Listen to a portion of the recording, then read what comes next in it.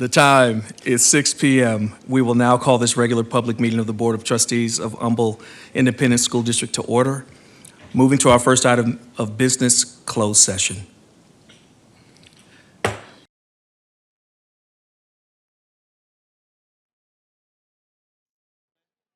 We will now reconvene into open session. Thank you for joining us tonight. Reminder that the meetings of the board are open to the public, but are not a meeting of the public. The Humble ISD Board of Trustees meet monthly in a regular meeting to receive reports from staff and take action from recommendations of the superintendent. The board receives the agenda and all supporting documentation several days in advance of the regular meetings, which allows us to ask and receive answers to many of our questions in advance of the regular meeting.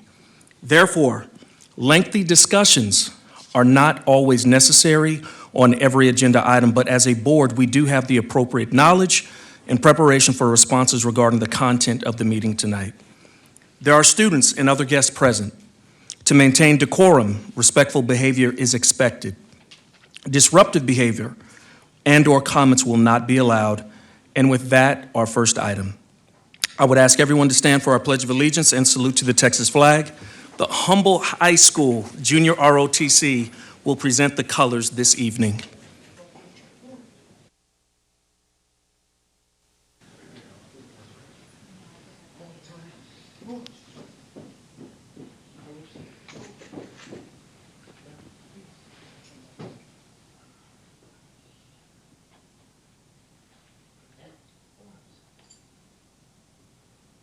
Sir, would your ROTC request permission to post the colors? Yes, sir. Order, forms. Right, face. Forward, march.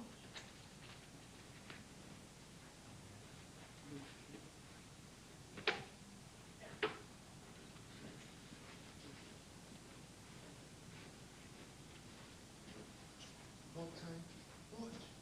Colors, home. Right, face. See colors.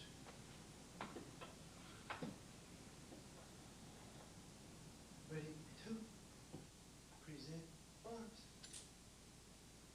Pledge allegiance to the flag of the United States of America and to the republic for which it stands, one nation, under God, indivisible, with liberty and justice for all.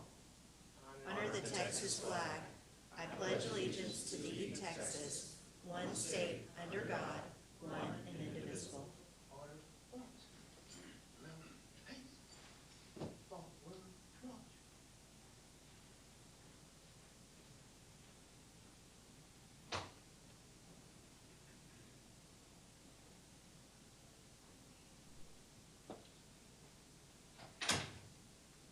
We will now observe a moment of silence.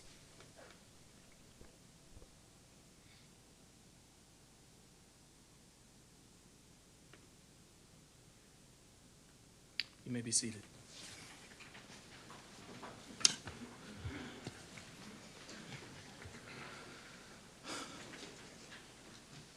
Moving to our next agenda item, commendations and recognitions. Dr. Brown, can you please introduce tonight's inspiring moments? Happy to do so, Mr. President. As you may have heard, the TEA recently released the newest accountability ratings, and tonight's inspiring moment takes a look at some of what goes into a campus earning distinctions.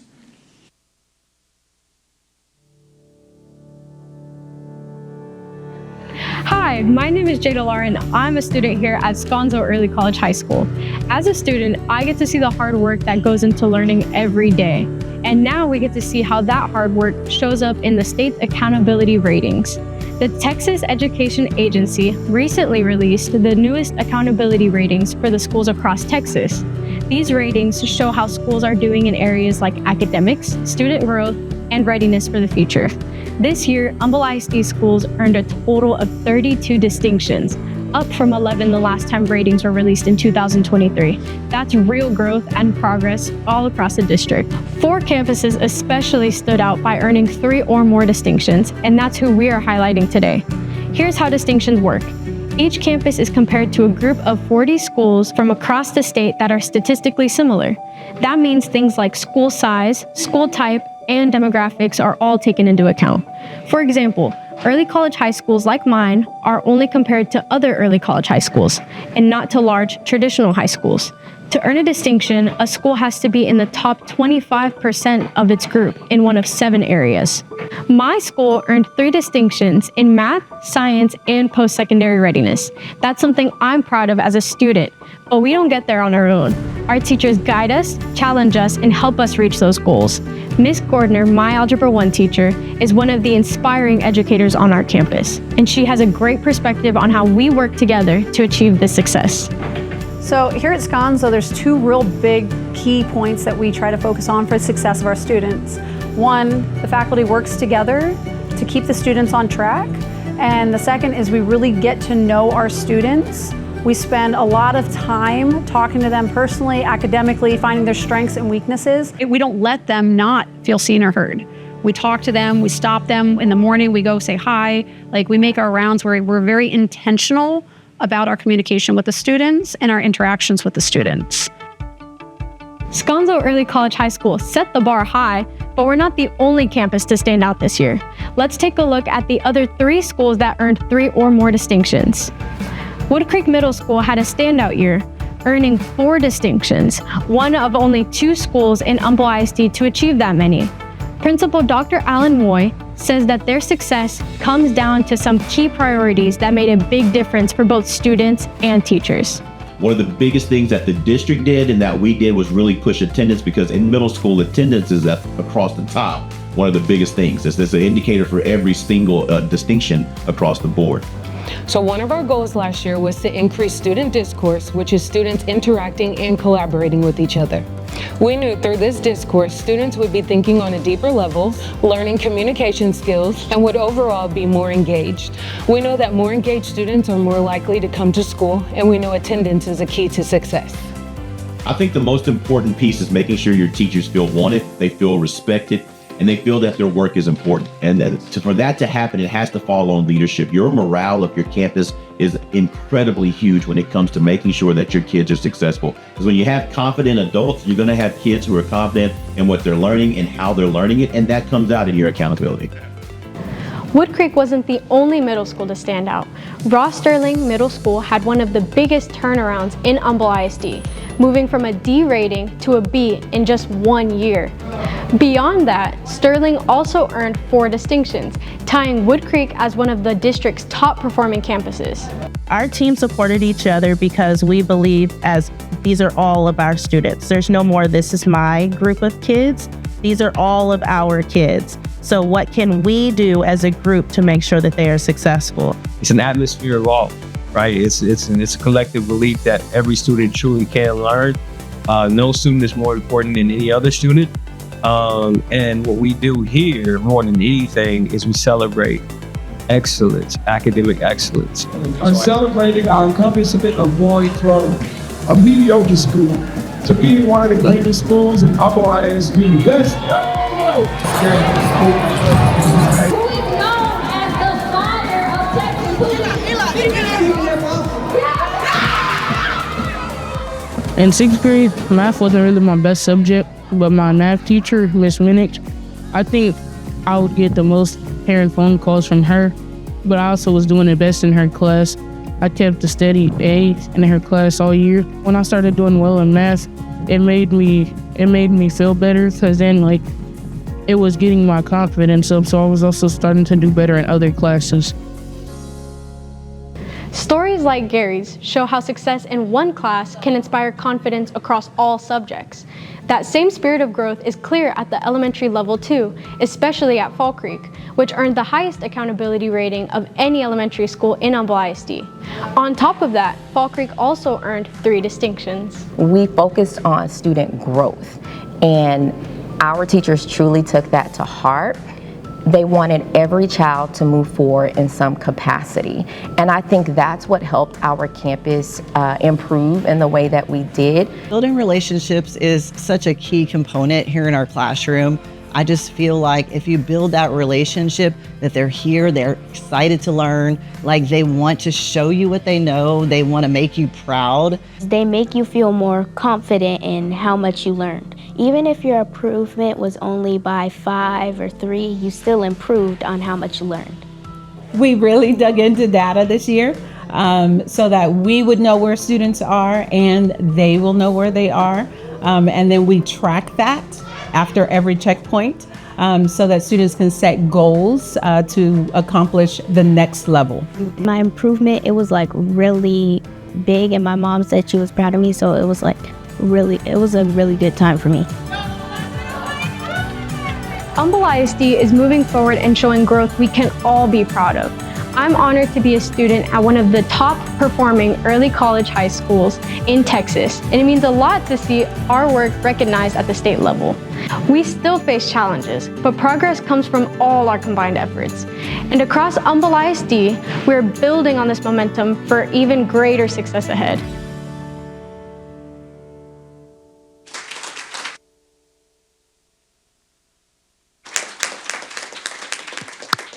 Well, tonight we are joined by some of the stars of the video, and so we have Principal Tanisha Oyani.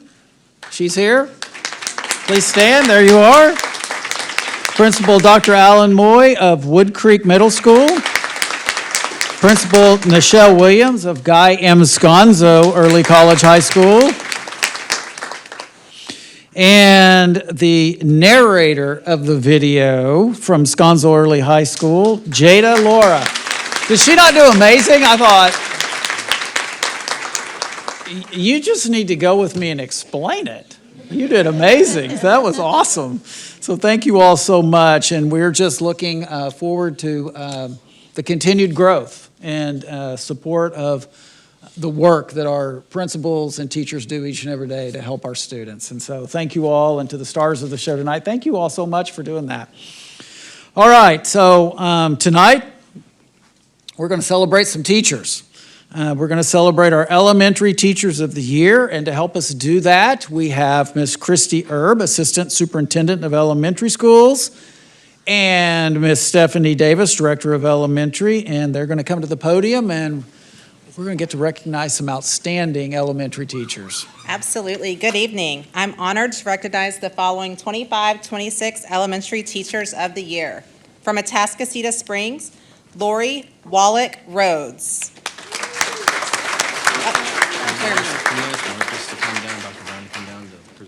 Sure. Dr. Brown and Marcus, would y'all mind coming down and presenting?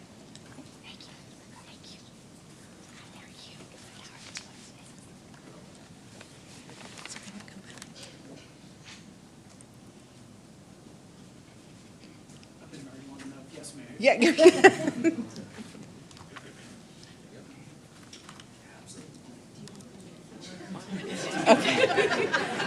We got this. From Autumn Creek Elementary, Anna T.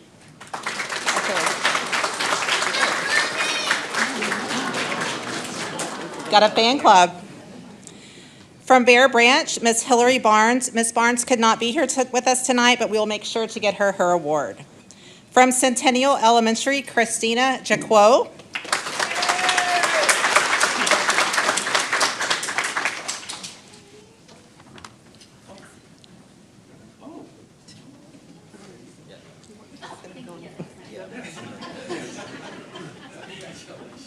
From Eagle Springs Elementary, Miss Stephanie Baker. She also can't be with us tonight, so we'll make sure to get her award. Elm Grove Elementary, Matthew Gammons. Go around that way. And Deerwood Elementary, Amy Perkin.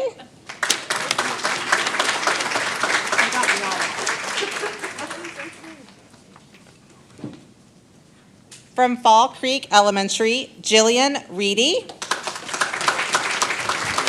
Congratulations. From Foster Elementary, Taylor Robbins.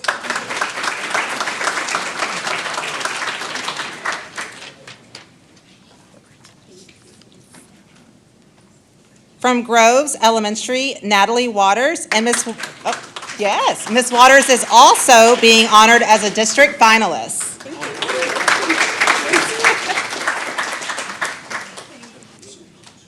From Hidden Hollow Elementary, Courtney Ruff. Ms. Ruff could not be with us, but we'll make sure to get her the award. Humble Elementary, Sebastian Fernandez.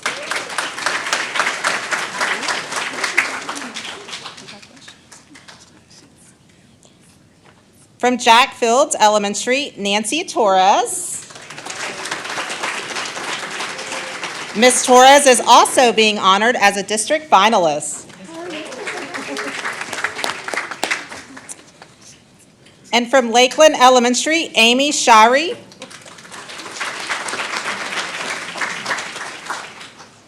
Now I would like to welcome Ms. Stephanie Davis to the podium to introduce the remaining amazing elementary teachers of the year. Good evening. I am honored to recognize the following 2025-2026 Elementary Teachers of the Year. From Lakeshore Elementary, Kirsten Vanek.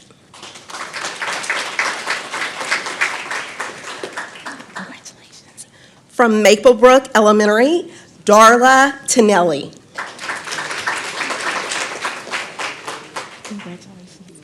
From North Bend Elementary, Adriana Moretti.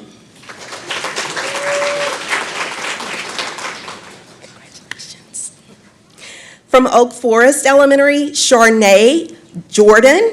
Ms. Jordan is also being honored as a district finalist.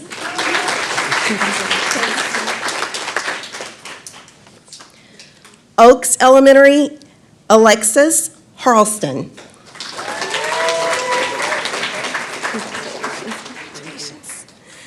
From Park Lakes Elementary, Ms. Cassandra Atkins is not here tonight. Ms. Atkins could not be with us. We will be sure to share her award with her. From Pine Forest Elementary, Carrie Schellinger.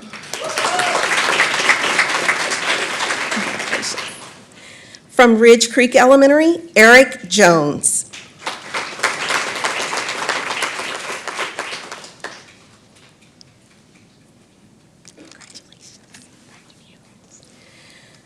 River Pines Elementary, Jennifer Stein.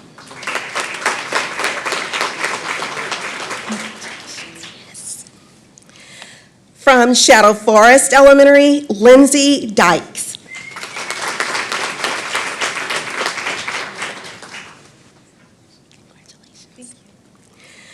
From Summerwood Elementary, Melissa Jensen.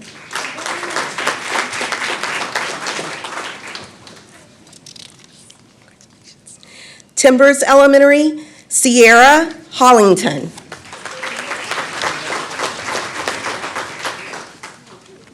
From Whispering Pines Elementary, Amy Harris. Ms. Harris is also being honored as the 2025-2026 Humble ISD Elementary Teacher of the Year. She was also a finalist for the 2026 Region 4 Elementary Teacher of the Year as well. Congratulations, Ms. Harris. From Willow Creek Elementary, Stephanie DeLuise.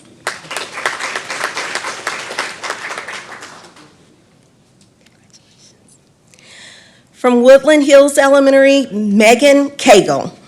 Ms. Cagle could not be with us tonight, but we'll be sure to get her award. And last but not least, we have from the Early Childhood Center, Ms. Monica Amador.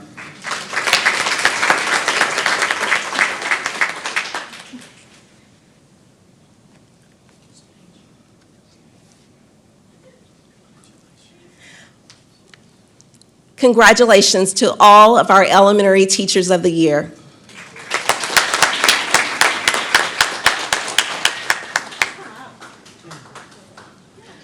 If you're taking pictures, please come on up.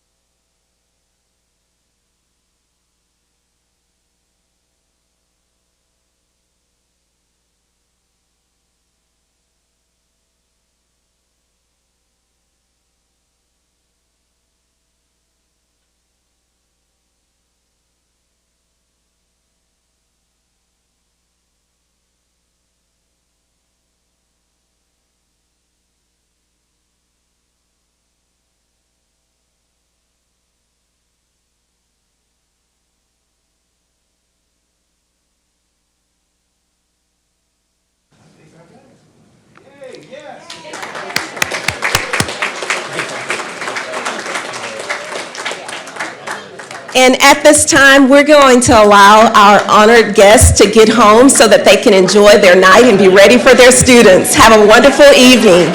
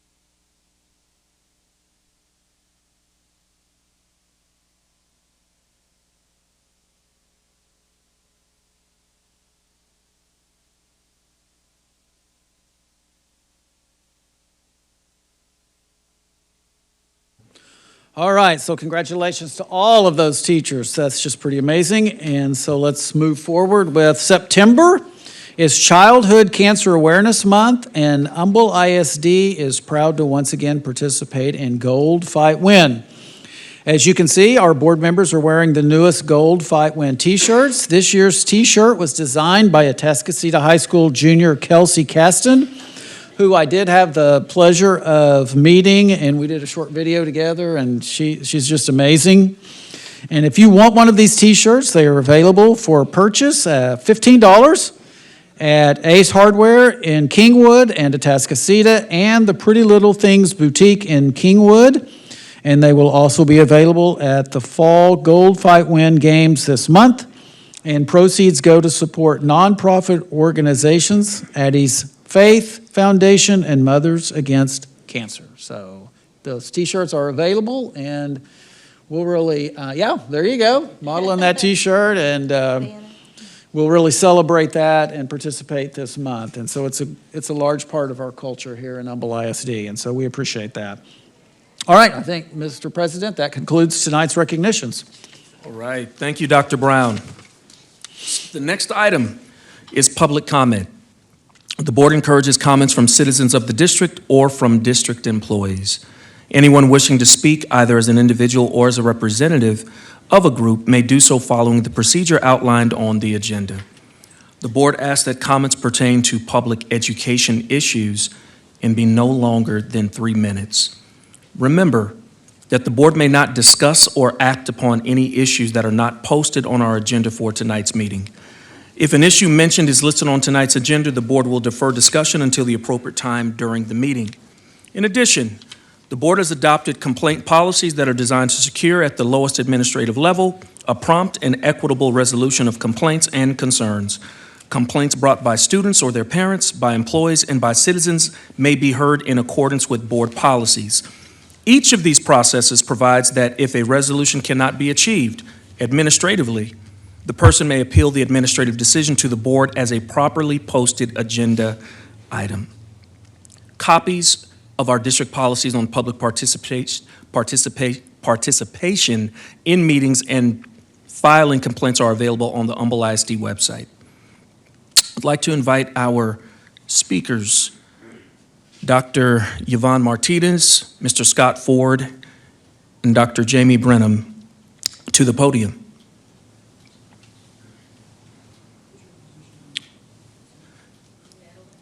Yes, ma'am. Dr. Martinez, you're first up. Thank you.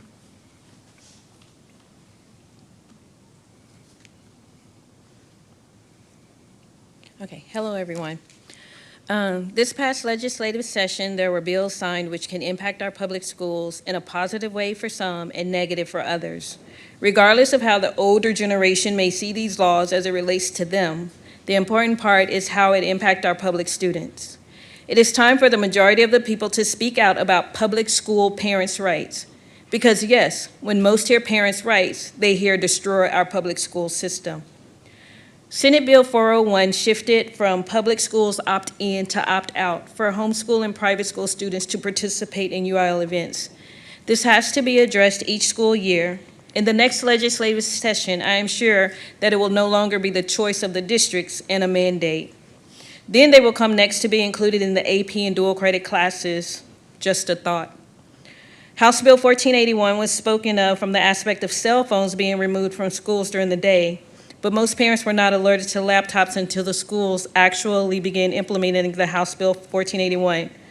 Yes, our society has been negatively impacted by cell phones, but the use of laptops are necessary for dual credit classes, AP classes, and online assignments learning tools. To implement such a program and not fund schools appropriately is a mishap. 10 commandments in the public school classroom, Senate Bill 10. These must be displayed, and it was stated that the poster can come from those who donate them to the schools. Who's doing the donating? Why not donate Chromebooks? Will teachers be punished if they display other tenets of faith donated to them? Senate Bill 13, establishment of local school library advisory council consisting of parents can be initiated by a petition signed by 50 parents who have students in the district. When such a panel is established and each board member can add a parent to the council, please make sure that the parents have different backgrounds. This week, the National Assessment of Education and Progress Nations report card has shown that a third of the 2024 seniors' reading has declined below 2019 levels.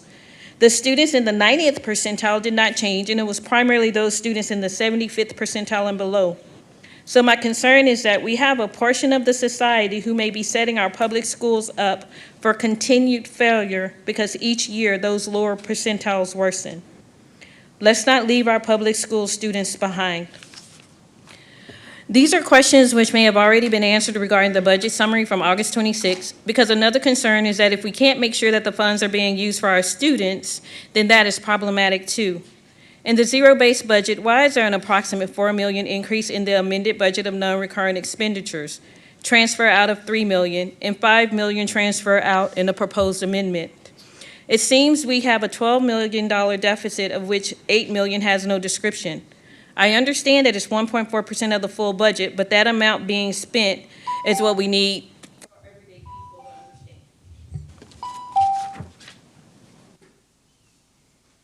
understand. Mr. Scott Ford.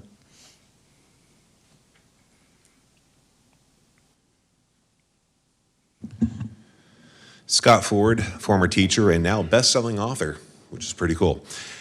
About 3 years ago, I came in front of this body to talk about Schoology being the absolute worst. As somebody who's done this professionally for 20 plus years, it lacks so much functions and functionalities, I thought it was a low-hanging fruit.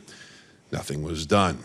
I then came before this body and sent private emails regarding the Schoology security concern that allowed people from outside the district to register and log into classes within Humble ISD.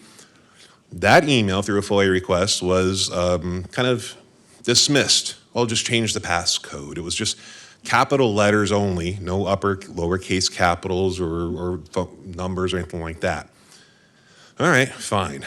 Then I brought to the attention of this body the multiple class action lawsuits against Power School, the parent company of Naviance and Schoology, that was collecting over 100 data points on students and selling them to third-party companies without parental consent.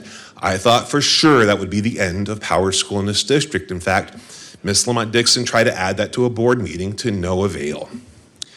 Then I brought to your attention the massive data breach that Power School had, with more data information being leaked from a student management system than any other student management system in the history of the world.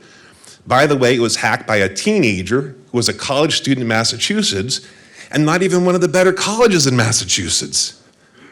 Then we have the lawsuits. Now, if you missed it, Texas is suing Power School for negligence and data loss and all this other stuff. So my question is, I was sitting here and I've sat here for 3+ years seeing we care about our kids, we care about our kids, we care about our kids. We are allowing our children's information to possibly be stolen, and our faculty and staff. You just had a bunch of teachers up here. Their information, the kids' information could be sold, could be compromised. This will impact them for the rest of their lives. So my question to you guys is, one, why is it not even on the agenda? This is national news.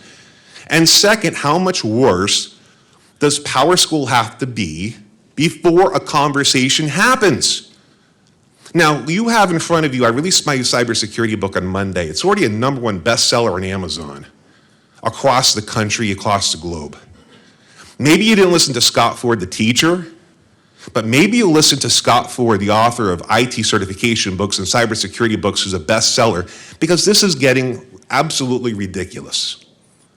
So my suggestion is at the end of the night, somebody put Power School on the agenda for the next board meeting if you care about the kids and you care about the faculty and staff. Thank you very much.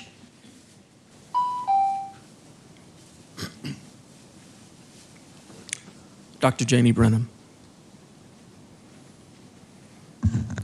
Good evening, school board trustees and Dr. Roger Brown. My name is Janie Brenham, a proud parent of Humble ISD graduates. I congratulate each one of you for accepting the responsibility to educate each student enrolled in this district. Let me begin by congratulating our campus leaders in each school, our principals, teachers, parents, and the students for increased learning in each grade and for preparing our students for the next grade.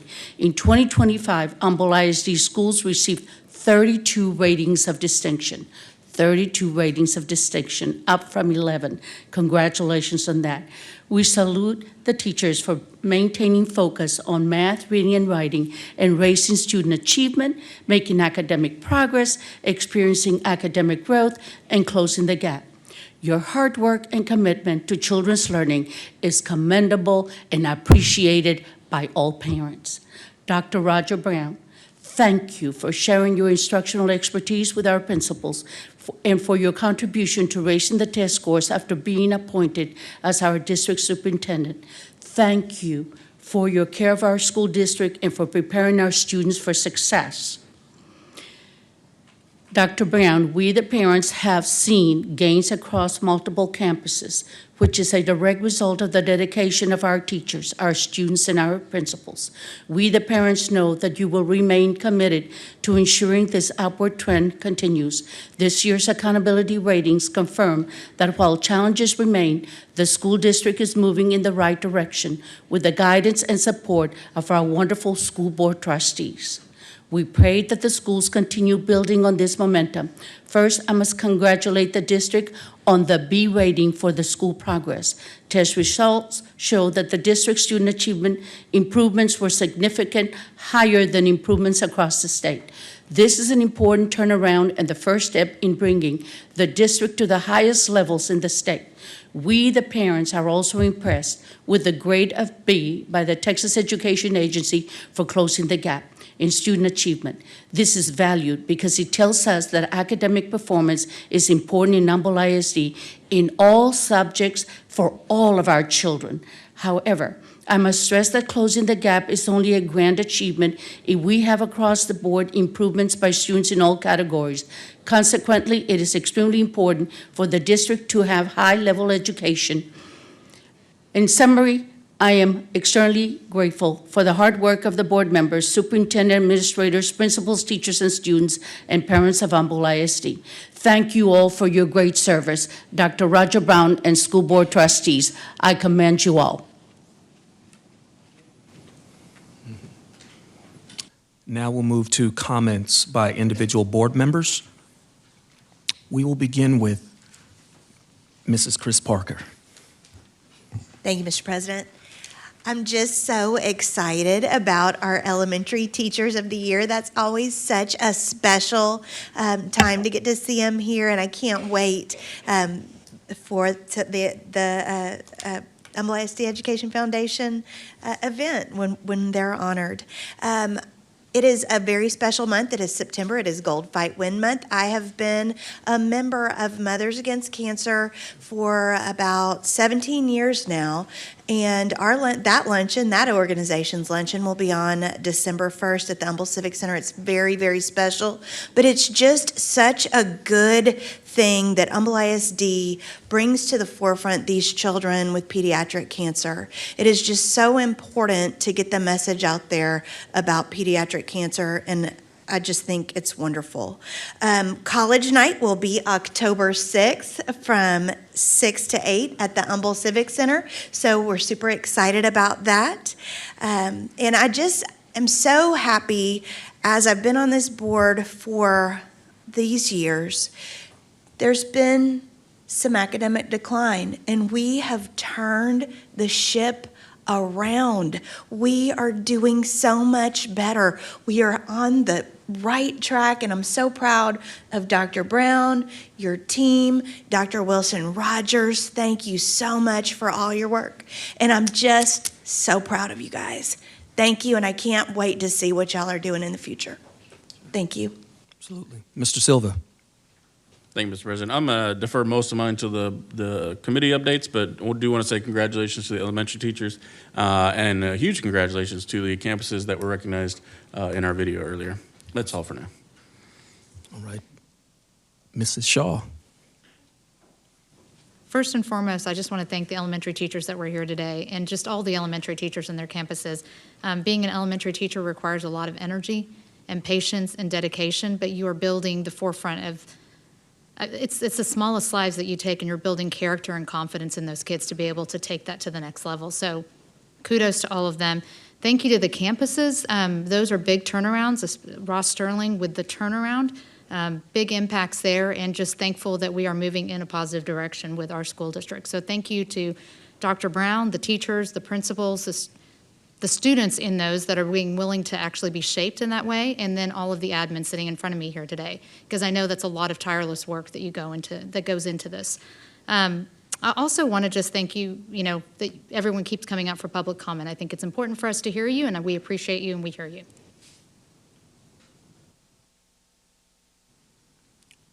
Mr. Kirchhoffer.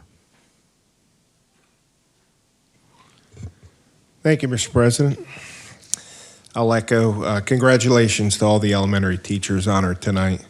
As we bring childhood cancer awareness to the district this month, one of our dear friends just a month ago, 16-year-old grandson, he's a student at Atascocita High School.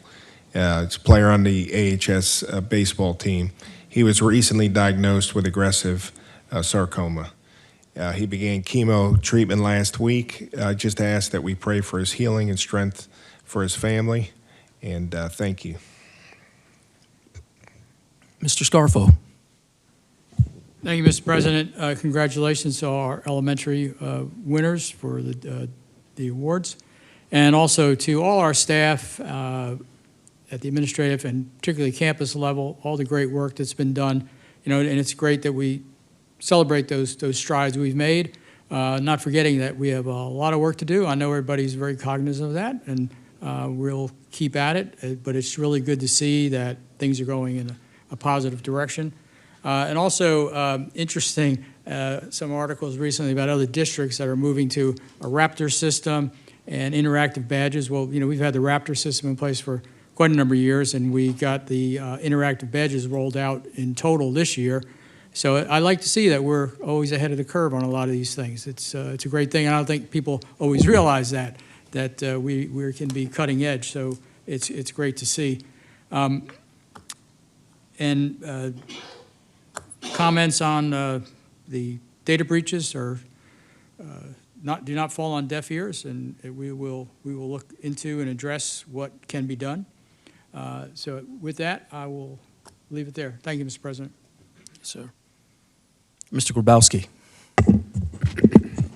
Thank you, Mr. President. I too would like to echo, I know everybody's saying it, but the people out in front, Dr. Brown, that have turned the ship around, thank you very much for your work. It's noticeable. We're going in the right direction, and thank you. And to all the teachers of the year, I think people know my beautiful bride is a teacher, and 2 years ago she walked up here, and but the day she found out, she came in the house, and she's cowgirl through and through. But the minute we made eye contact, she started crying. That's how much it means. When you get an award from your peers, there's no better award than somebody saying, I'm your equal, but you're our best. That's a pretty cool compliment to get from the teachers. I'd like to move on to another topic about Mosaic. I need some people to come up front before I start reading. Ms. Leslie Johnson. Are you here? Thank you. Mr. Marcus Allen. Ms. Chelsea Chamblay. Did I say it right? Yay. And then we have two students, Zane Pfeiffer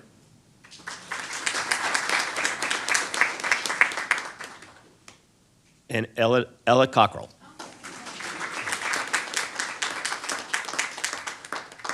And I will ask that Dr. Brown and our board president, Holmes, if you could please, how cool is that? Welcome.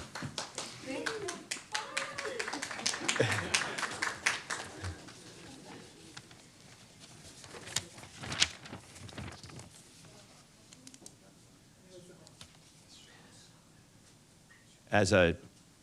Fry organizes them, I'll keep reading. The Junior Reserve Officers Training Corps, JROTC, program is an elective offered to students in grades 9 to 12, and the purpose of this program is to instill the values of citizenship, service to the United States, personal responsibility, and a sense of accomplishment. Humble ISD has 5 junior ROTC programs across the district, representing the U.S. Air Force, the U.S. Army, the U.S. Marine Corps, and the United States Navy. This year, Humble ISD has a shirt to support all of the JROTC programs. I'm going to show you a shirt. So Mr. Scarfo is not going to be the only person to model a shirt tonight. I'm going to do that too. So this is what got designed. In the front and in the back are the 5 high schools with all of their respective emblems. So it's very cool.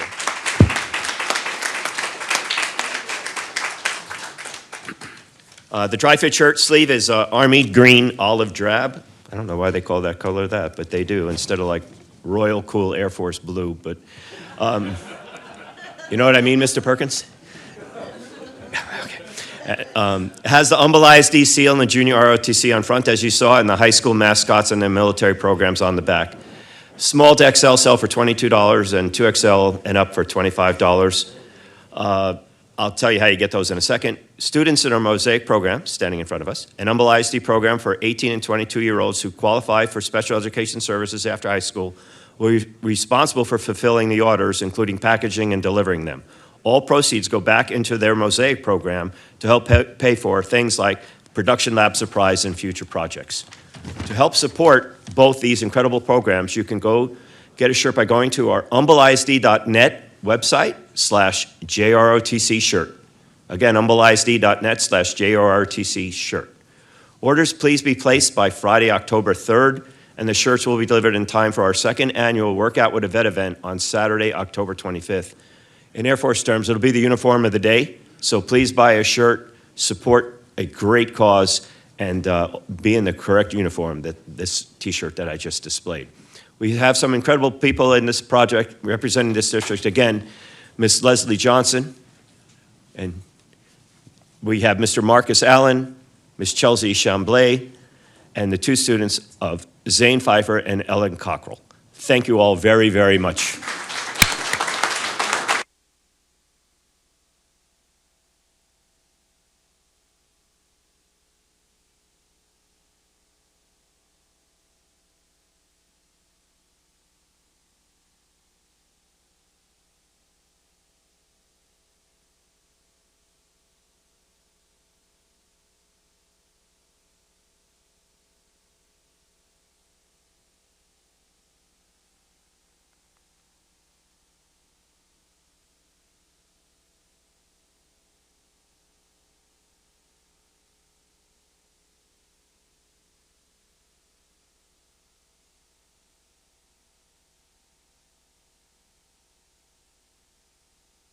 I'll just close by saying, remember, for people online too, and this is going to go online, humbleisd.net/JROTC shirt.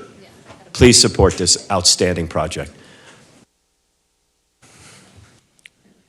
That's the kind of activity I love to see. Thank you, Mr. Grabowski, for doing that and leading that effort.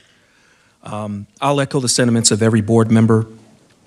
To our amazing elementary school teachers, I also want to just also thank those principals that were also here tonight. Just want to recognize you and your hard work because you're running essentially small cities, right? I also wanted to say thank you. We've had, I think, really two back-to-back really successful board workshops. And Dr. Brown, I just want to thank you and your team that have presented either working with us or at the beginning of, I think, the last meeting. That's a lot of work. It's a lot of prep. And it can sometimes feel like you're in a pressure cooker because we're asking lots of questions. But I just want to say thank you to the cabinet and all that you bring and all the work that you have to do behind the scenes. That doesn't always show up on a website or during a board meeting. I just want to say thank you. Lastly, before I turn this over to you, Dr. Brown, of my own self, I wanted to just say thank you to Mrs. Jerry Mumbaron. I just want to say thank you. I've known you longer, of course, than I've been on this board, probably twice as long, and whether it was, getting on the bus and delivering all of that great kindness and all of those gifts and monetary, those scholarships to teachers, your unwavering commitment to this district. I think you guys might have said something during the last board meeting, so I'm going to take this time to recognize you and just say thank you. I really appreciate you. You've been instrumental in bringing in so much revenue to this district for our students and our teachers, and I just want to say I'm refusing your resignation. I might have to retirement. I don't know if I might have some angry individuals coming up, but I just wanted to say thank you. You will be missed. I just want to say that. Thank you. And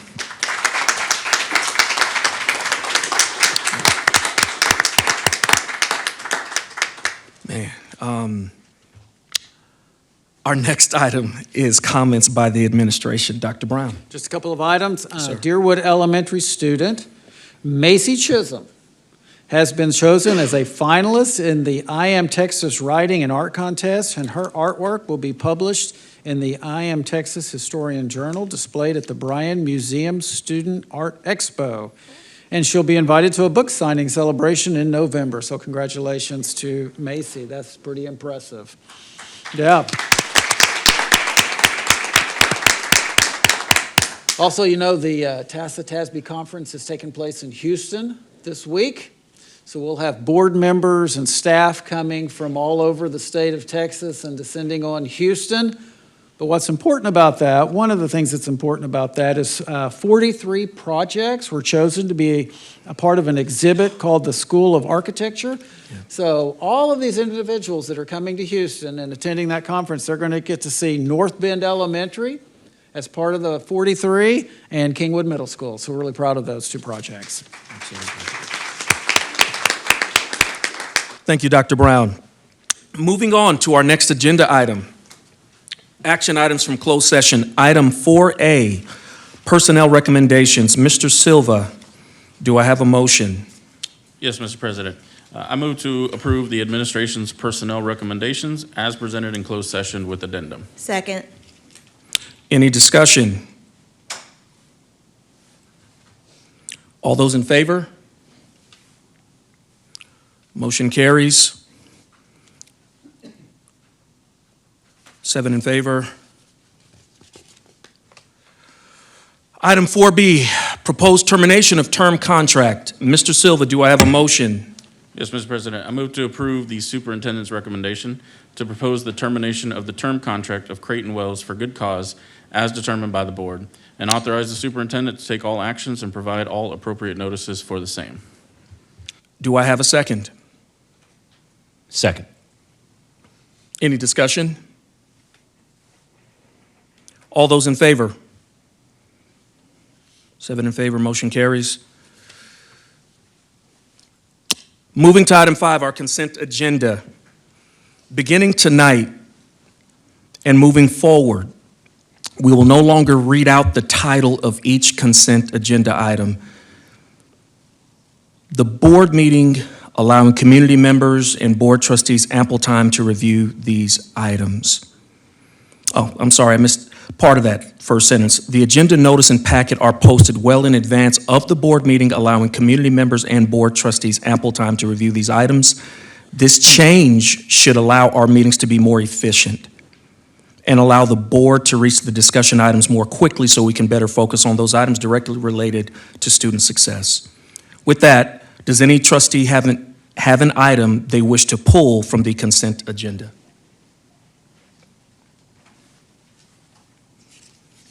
All right. Mr. Silva, do I have a motion on the consent agenda? Yes, Mr. President.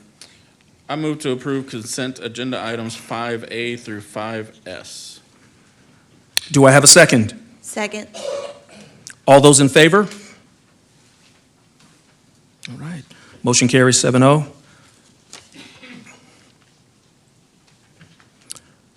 All right, moving on. Policy revisions. Item 6A, policy revisions, TASB Update 124, and administrative recommendations. Mr. Silva, do I have a motion? Yes, I move to approve and adopt the board policy revisions as listed. Do I have a second? Second. Any discussion? Yes, Mr. Scarfo. Thanks, Mr. President. Counselor, this question I'm going to ask you first because you're going to have to tell me if I can talk about it. But since this is under policy and revisions, I had a question regarding data that we keep through our policies. And can you tell me why it's necessary to keep student Social Security numbers in our database? What purpose does that serve when they all have student numbers? And is that something we can purge from our database? I'm assuming you're asking about student Social Security numbers that are located in our student information system, specifically EFL. Yes.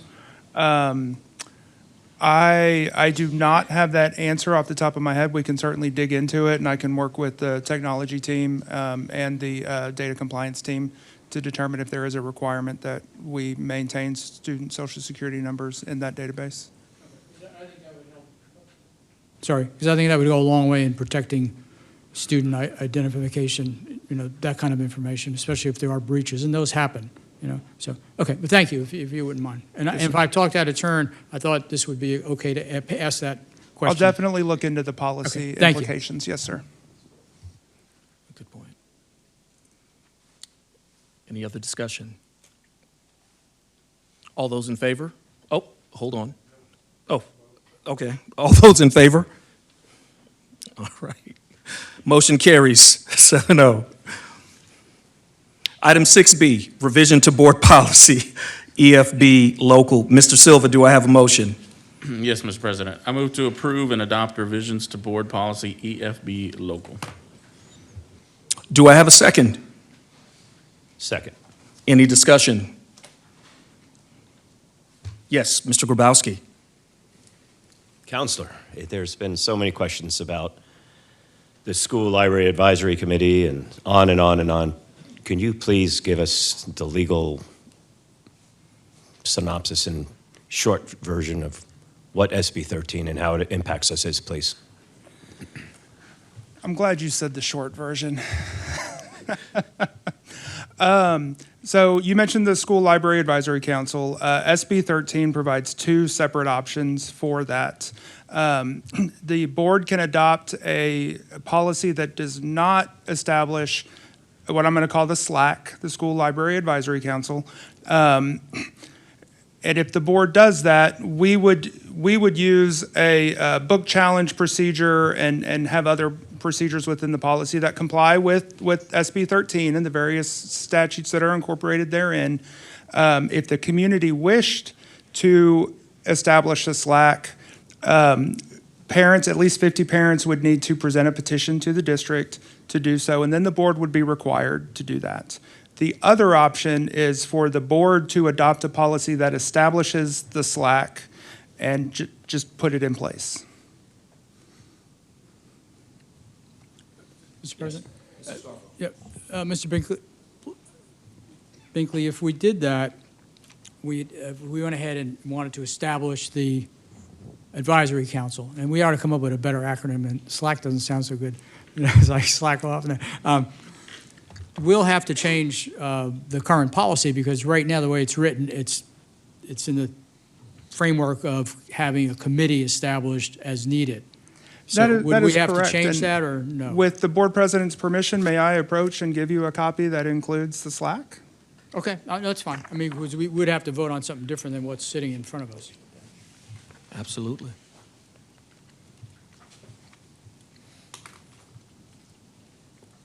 Absolutely.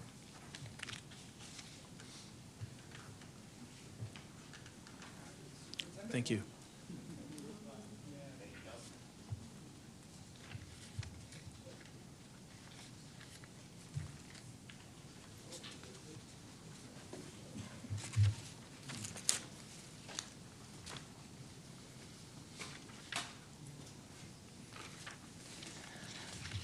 And so this is what you're looking at is a rather long policy. The blue text that's in there, and we can certainly get this online and make it available to the public after tonight as well.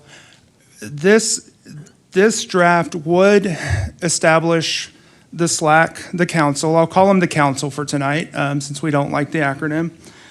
And basically there are some decisions in here that the board needs to make if you wanted to go this route. So the council has to consist of at least 5 members, but in practical terms, it needs to be multiples of 7. The reason is that under the law, the board appoints the council, each member of the council, and each trustee appoints an equal number of members.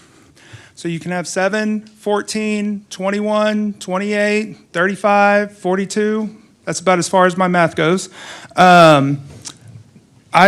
We've put in here as a potential recommendation 14. That would allow each trustee to appoint 2 members to the council. It also helps ensure that even if people are busy and can't always make every meeting, that you're going to be able to have a quorum and hopefully enough people to make good decisions and do business. The committee would be required to meet twice a year at the least. They would also need to meet to consider any proposals from the administration for the acquisition of library materials, and they would, need to meet to discuss book challenges and review those. The committee or the council would actually be required to propose policies and regulations regarding book challenges and how they're handled. Those proposals would come to the board, and the board would then approve those or come back with questions or, but ultimately, the Board of Trustees retains final approval over book challenges, removing books, acquiring books, and all these things, but would be required to take into consideration any recommendations from the council. Mr. President? Yes, Mr. Scarfo. 2 questions. One, if I remember the statute from reading it correctly, once we establish this, we cannot dissolve it for, is it like 3-year minimum, or am I confusing with another statute? So you are correct if it is established as a result of a petition from the community. Oh, okay. But if we just go ahead and do it, then we can come back later and adjust it, change it? I do believe so. Don't hold me to that 100%. I have been laser focused on this on these statutes for the last 2 days as I've created this policy. Okay. But I was not so worried about the board dissolving it at the time as trying to figure out how the board would implement it. No, that's fine. And then once this group would be the ones who would do reviews of books that are challenged, or would they create a committee? That's the part I'm not, in terms of the statute. So there is the option there. The statute allows the council to provide those procedures or recommend procedures that would then have a committee to review those books. And then that committee would need to, I believe, be multiples of 7, each appointed by a trustee. Or the committee or the council can just be the committee to review the books. I think if you looked back 3 or 4 years when there were the sort of original, I don't want to say trend, but the original sort of movement and review of books, there were very large amounts of voluminous book challenges. I think we've moved away from that. There's going to be some challenges. They're going to have to review some books, but we're not seeing the 20, 30 books being challenged at a time. We've been able to weed out a lot of the books of concern, and so we shouldn't have that kind of volume at this point. No, I appreciate that. That's good information. So they can do that. And again, no staff would actually be on this advisory council, but they would be there to support the council with expert, as far as expert information or things like that? Yes, and so the way I've written it here is that there would be a administrative liaison, and just to follow the trend of board appointing, I have it written in as the Senior Director of Personalized Student Success. We all know her as Dr. Melissa Lee. And then as a backup, the Coordinator of Library Media Services, who also works closely with Dr. Lee, and their purpose is to assist with administrative needs. This is going to include needing to schedule rooms, needing to help make subject matter experts available or be available themselves to answer questions if questions arise. There are a number of posting requirements, one of which is every time this council meets, we have to post a physical notice in every school. So the having this administrative liaison provides the council that support that they need to be able to do the work they have to do. Posted three business days? It's like actually board 72 hours. so it's just calendar days, it's not like we have to do No, business days now? it's Okay. That's calendar hours even. It's 72 hours, which is great. So weekends count? Weekends count. Well, we're not trying to, we want No, people we're not to trying know. to hide Right, anything. yeah, It's just, that's it's the nice to know, it's nice to be able to actually count and know exactly when we have to post. Yeah, we should. Just on the members of the council, they have to be parents of students enrolled in the district, right? Yes, and Current they cannot be district employees. So, Past no, parents. it has They to have to be, be current students, right? yeah, parents of current students who are not employees of the district. The board, the way I've written it in, the board would appoint each year by August. If a member becomes ineligible, the trustee whose appointee that was would then appoint a new member.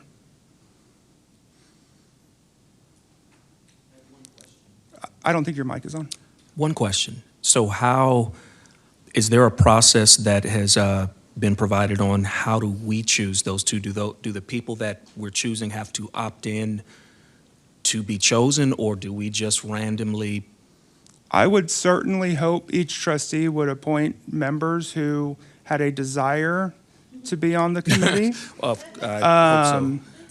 so. The statute does not require it, and I wasn't feeling bold enough to tell the board how each trustee was going to choose their appointees. But my recommendation would be that you speak with members of the community you know and trust, ensure that they are interested in being on the committee. You can certainly receive communications from community members who might be interested. But no, at this time, administration has not proposed to put in place any kind of application process. Okay. if the board wanted us to do that, we can certainly write it in.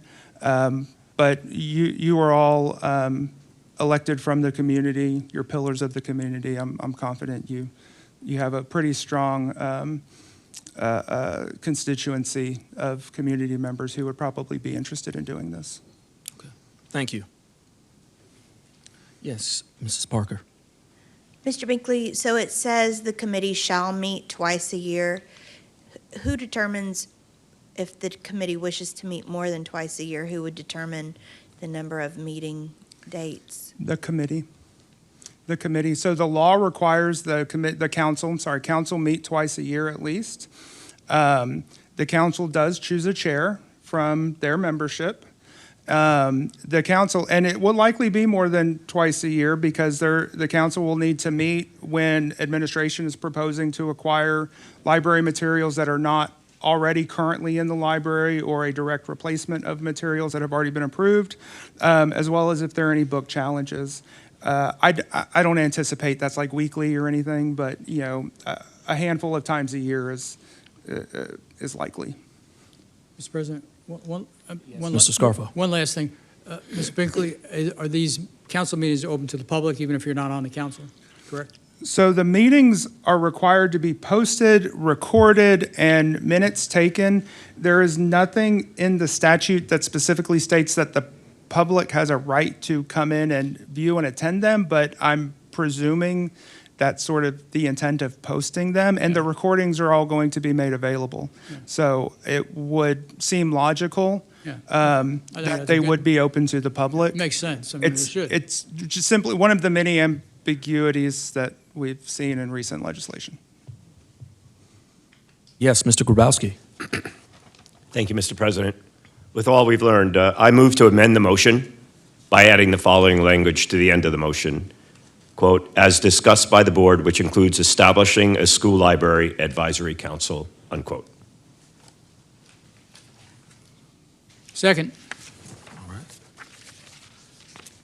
All those in favor of that amended motion? We have to discuss the amendment. Discussion.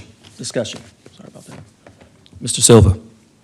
And maybe Mr. Binkley, you're the one to go to on this maybe, but it sounds like if we were to I understand that if there's a petition, we have no choice but to create a Slack, but if we were to proactively one, in your opinion, or maybe somebody else could answer this, does that add extra burden, extra time to our librarians if they, for example, do need to get materials that are not already in their library? Are we creating extra steps for them proactively?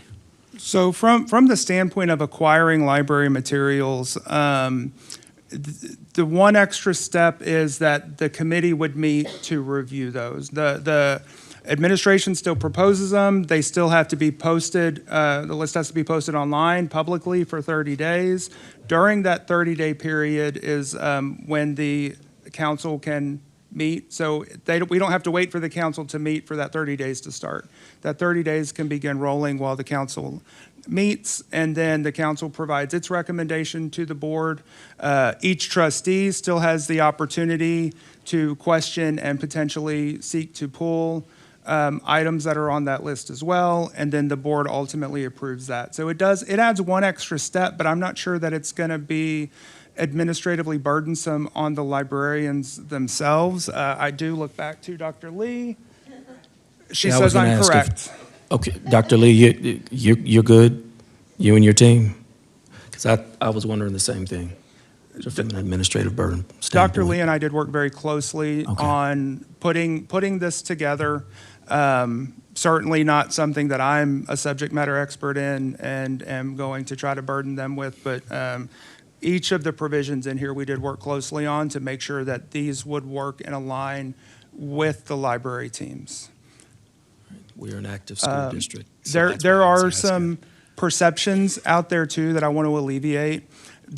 I know there's this fear that the council can then just go into any campus library and start pulling books. I want to put on the record that is not the case. The council can certainly, as a council, identify books that they wish to review. all of our library catalogs are online. The link is actually in this policy so that anyone who pulls a policy can find it. And just as any parent can review that catalog and bring a challenge forward, the council members can review the catalog, bring it to the council, have a discussion, and the council can make a recommendation to the board to remove a book. The council themselves cannot simply go start pulling books. Yes, Mr. Scarfo. So we don't have book vigilantes, is what you're saying. That doesn't create the opportunity. People have to do things in a reasonable way, and the council has to. That is Membership. correct. There are That's checks good. and So we- balances, and all final decisions rest on the Board of Trustees. That's what the legislature did to you here, is they put this on your shoulders. That's fine. Those are Slack good or no guardrails. slack, all these decisions are ultimately made by the board. Any further discussion? All right. All those in favor of the amended motion? All right. Motion carries 7-0. Moving on to 2025 Humble ISD tax rate adoption. Oh, Mr. Scarfo, so you've approved the amendment. Now you need to approve the motion as amended. Thank you, right. sir. How do I word that, Mr.? You would say, all of those in favor of the motion as amended. All those in favor of the motion as amended? Motion carries 7-0.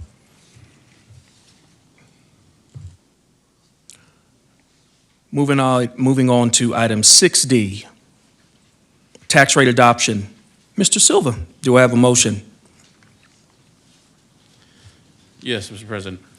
I move to approve the ordinance to set tax rate for 2025, which will adopt a total tax rate of $1.10.52 per $100 of taxable value. The rate being adopted made up of .7552 for maintenance and operations tax and .3500 for debt service. Do I have a second? Second. Any discussion? Yes, Mr. Scarfo. Yep. Mr. President, and just to point out, and it says it in the motion, but maybe people haven't read, but that's the same tax rate as last year. So we are doing that. We didn't go and ask for a change to that. So I think that's a good thing. And Mr. Beatty and your group, thank you for all your hard work. And there's a lot that goes on to come up with that one little number. And if you ever look at all the detail and all the spreadsheets and worksheets and everything else that has to go into getting this to us in time to be posted. So thank you. And also to Ms. Jones and her group too. Any further discussion? All right. All those in favor? All right, motion carries 7-0. Next is our information items. Item 7A, intruder detection audit report. Mr. Perkins. Sir, they have not done any audit so far this school year. Any questions or discussions from the board regarding this item? All right. Item 7B, update board associations and committees. The first committee is the advocacy committee. Mrs. Parker. Nothing to report. Yes, ma'am. Next up is audit committee. Mr. Kirchhoffer. Nothing to report. Yes, sir. Building and planning committee. Mr. Scarfo. Yes, just quickly, Ms. Mount has put together another community meeting for the Foster Elementary attendance zone. That's coming up on, tell me the date again. Just yell it out, it's okay. I'll repeat it. Well, it's coming up soon. It's been posted and emails have been gone out. So thank you for doing all that and getting that done. We met the other day and got an update on where we are with the retention pond on the Humble High School property, as I'll call it.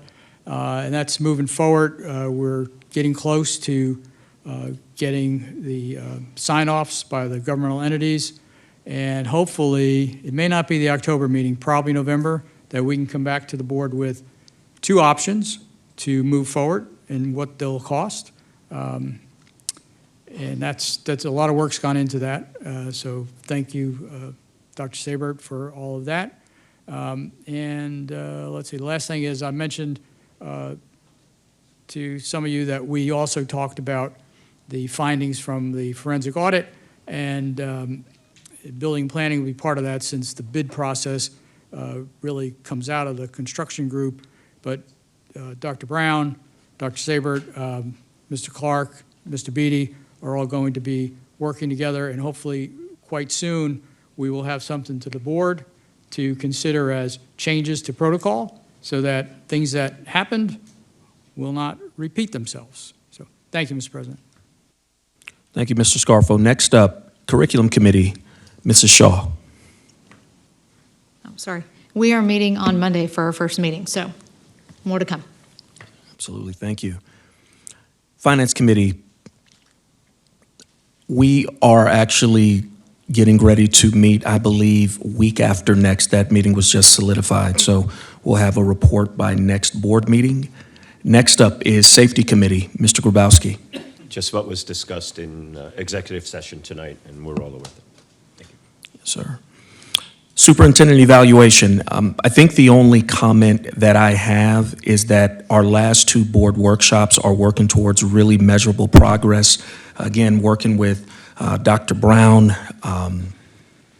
his cabinet, in just measurable items that get us to where we need to be. So again, I'm very excited with where we are as a board in putting pen to paper. We're still working through that. There's going to be a couple of more board workshops where we're finalizing what that looks like. But again, I'm very proud of the work that this team has done, as well as, again, Dr. Brown, along with the help of your committee, just helping us outline what those parameters need to be.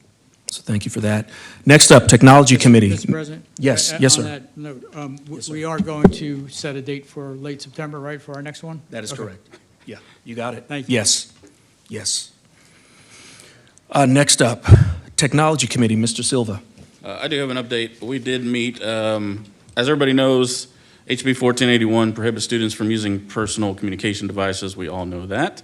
And I do want to just, before I even give the update on the meeting, is give a quick moment to commend the students. We've heard reports in the Technology Committee meeting and everything we've seen and heard that they're doing an outstanding job adapting to the change and following the new rule, and that commitment deserves recognition all by itself. At the same time, all of us, I think as a board, have heard and are listening carefully to feedback from teachers and parents who have expressed concerns about making sure the students have the sufficient tech that they need to support their learning. And as I mentioned, just this week, the Technology Committee met with Dr. Brown and several people from his team. And I just get the privilege of giving some good news, which is that Humboldt ISD, thanks to, again, Dr. Brown and Mr. Beatty and others, have identified $2 million in available funding to update and replace CTE devices across our district. And that investment is going to directly modernize equipment in more than 50 classrooms, including journalism, yearbook, and broadcasting, shared CTE labs and CTE wheel courses, engineering, STEM, and principles of applied engineering, business, marketing, finance, business information management, health science, human services, food technology, programming, touch systems data, graphic design, AV, and shop and technical courses. So all those classrooms soon will be equipped with new desktop computers and Chromebook carts, and our technology services department anticipates that they will be in place by this fall. In addition to that, the Technology Committee worked with district leaders to identify more than $1 million in additional funding to purchase over 2,000 Chromebooks and more than 70 carts, and those devices will also arrive this fall. So all that together, this infusion of new tech means that every school in Humboldt ISD will have at least 85 devices for every 100 students, so 0.85 to 1 enrolled in the school. And at 27 of our campuses, the ratio is even stronger. We're already 1 to 1, thanks to the use of Title I and campus-based funds. Because students don't necessarily need Chromebooks in every class, like PE, athletics, this investment makes sure that we're meeting academic and CTE needs in a way that's still fiscally responsible. And most importantly, it balances our commitment to technology access along with other district priorities like keeping staff salaries competitive so we can continue to recruit and retain exceptional educators. So all that to say, in short, Proud to report that Humble ISD is delivering on two critical responsibilities, supporting our students' success with the tools they need for the future, while also honoring our responsibility to be good stewards of taxpayer resources. Excellent. We'll stay right. Yes, Mrs. Parker.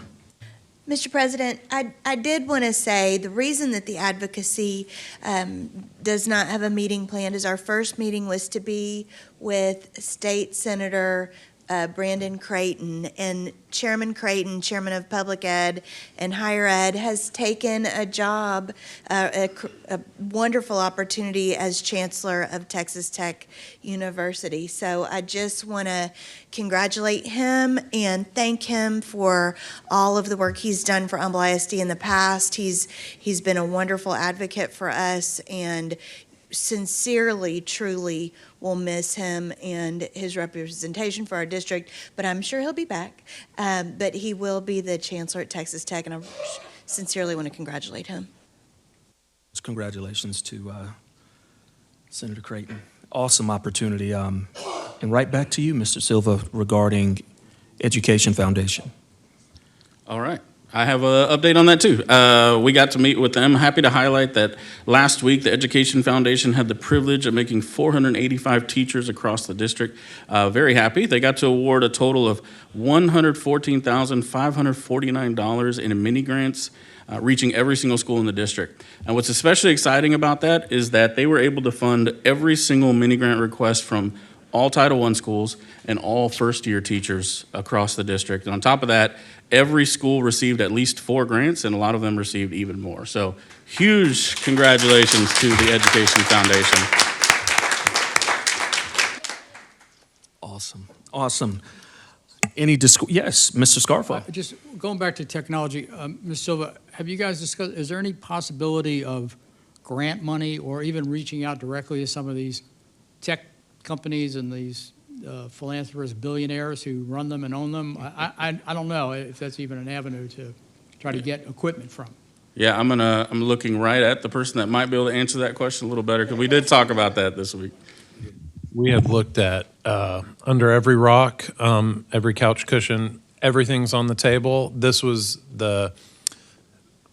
We were able to line the best resources for this need at this time, but never stop looking for money.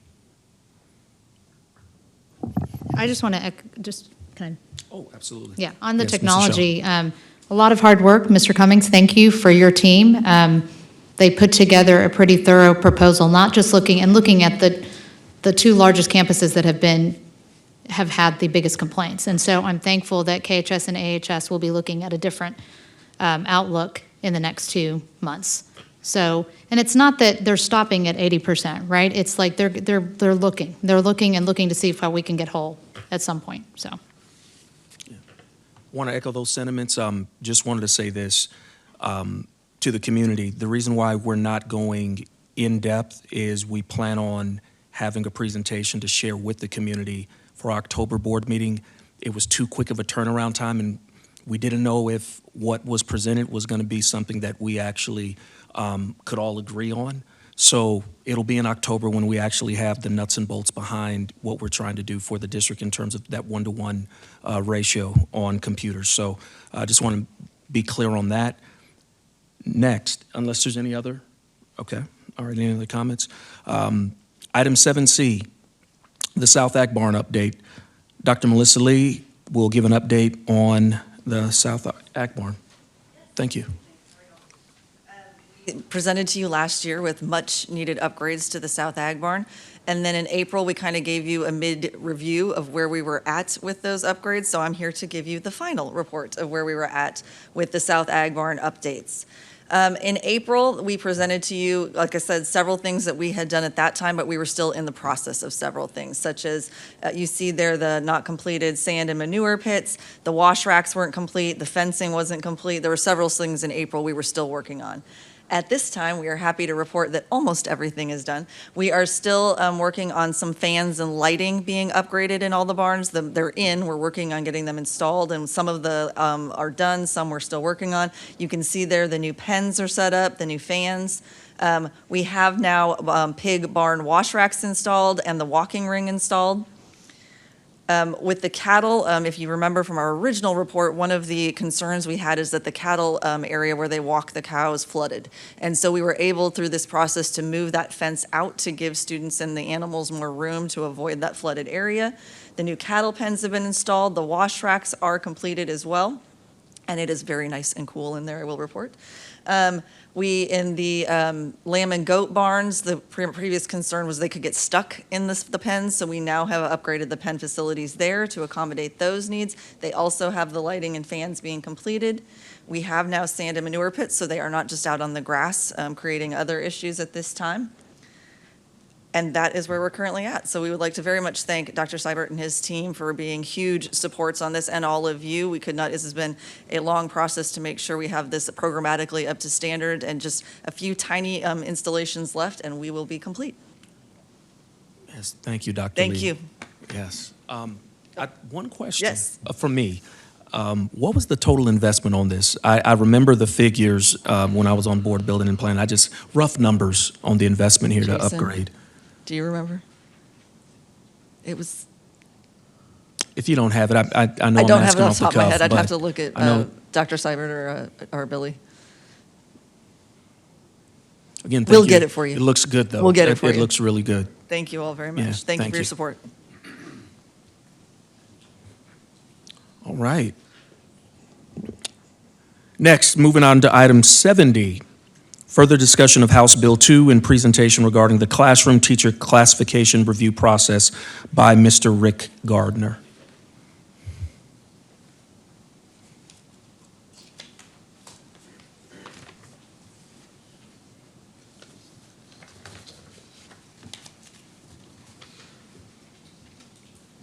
Good evening, Board of Trustees and Dr. Brown. The purpose of this presentation is to provide you with a brief update regarding House Bill 2 and the work that has been done with regards to, at this point, some of those job classifications that were not eligible for the higher pay increase.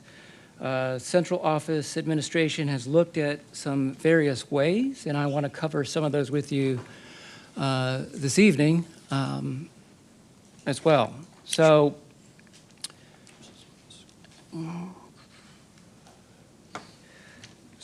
where we were at the time, if you recall, the governor signed House Bill 2 into law on June the 4th, which provided pay raises for teachers and support staff.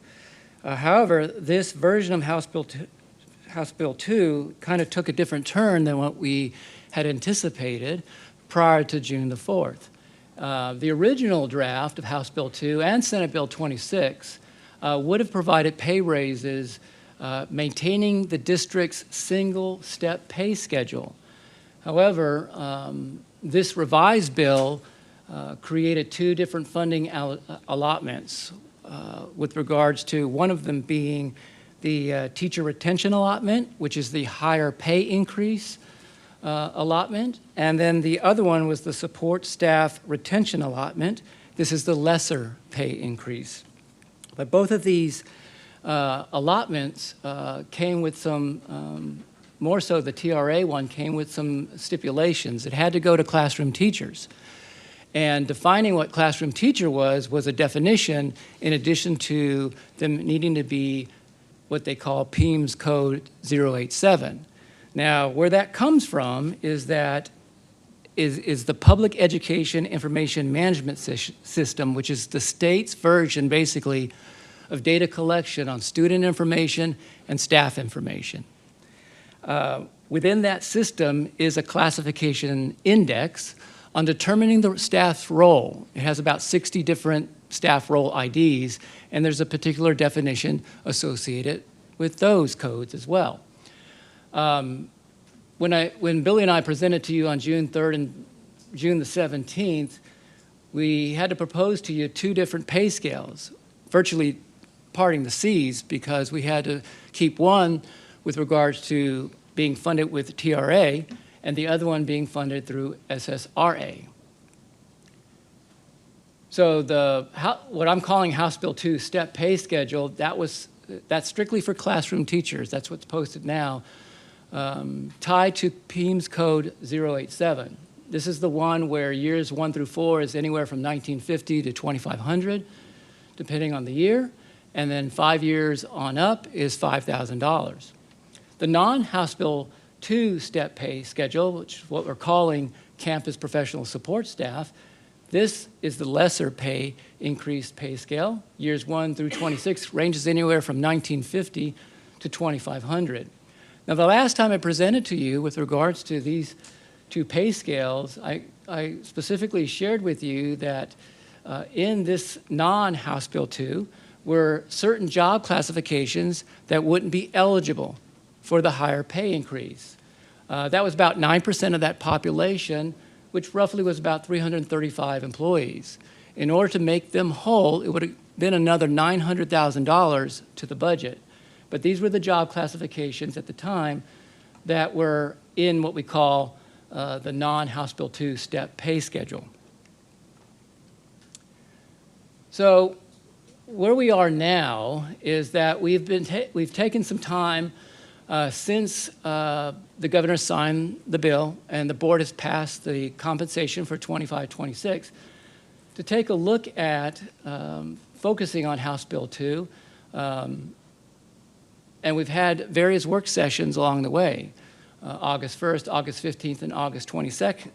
And in those sessions, we took the House Bill 2 definition, and without going into too much detail of this and getting into the weeds, there were multiple definitions with regards to classroom teacher.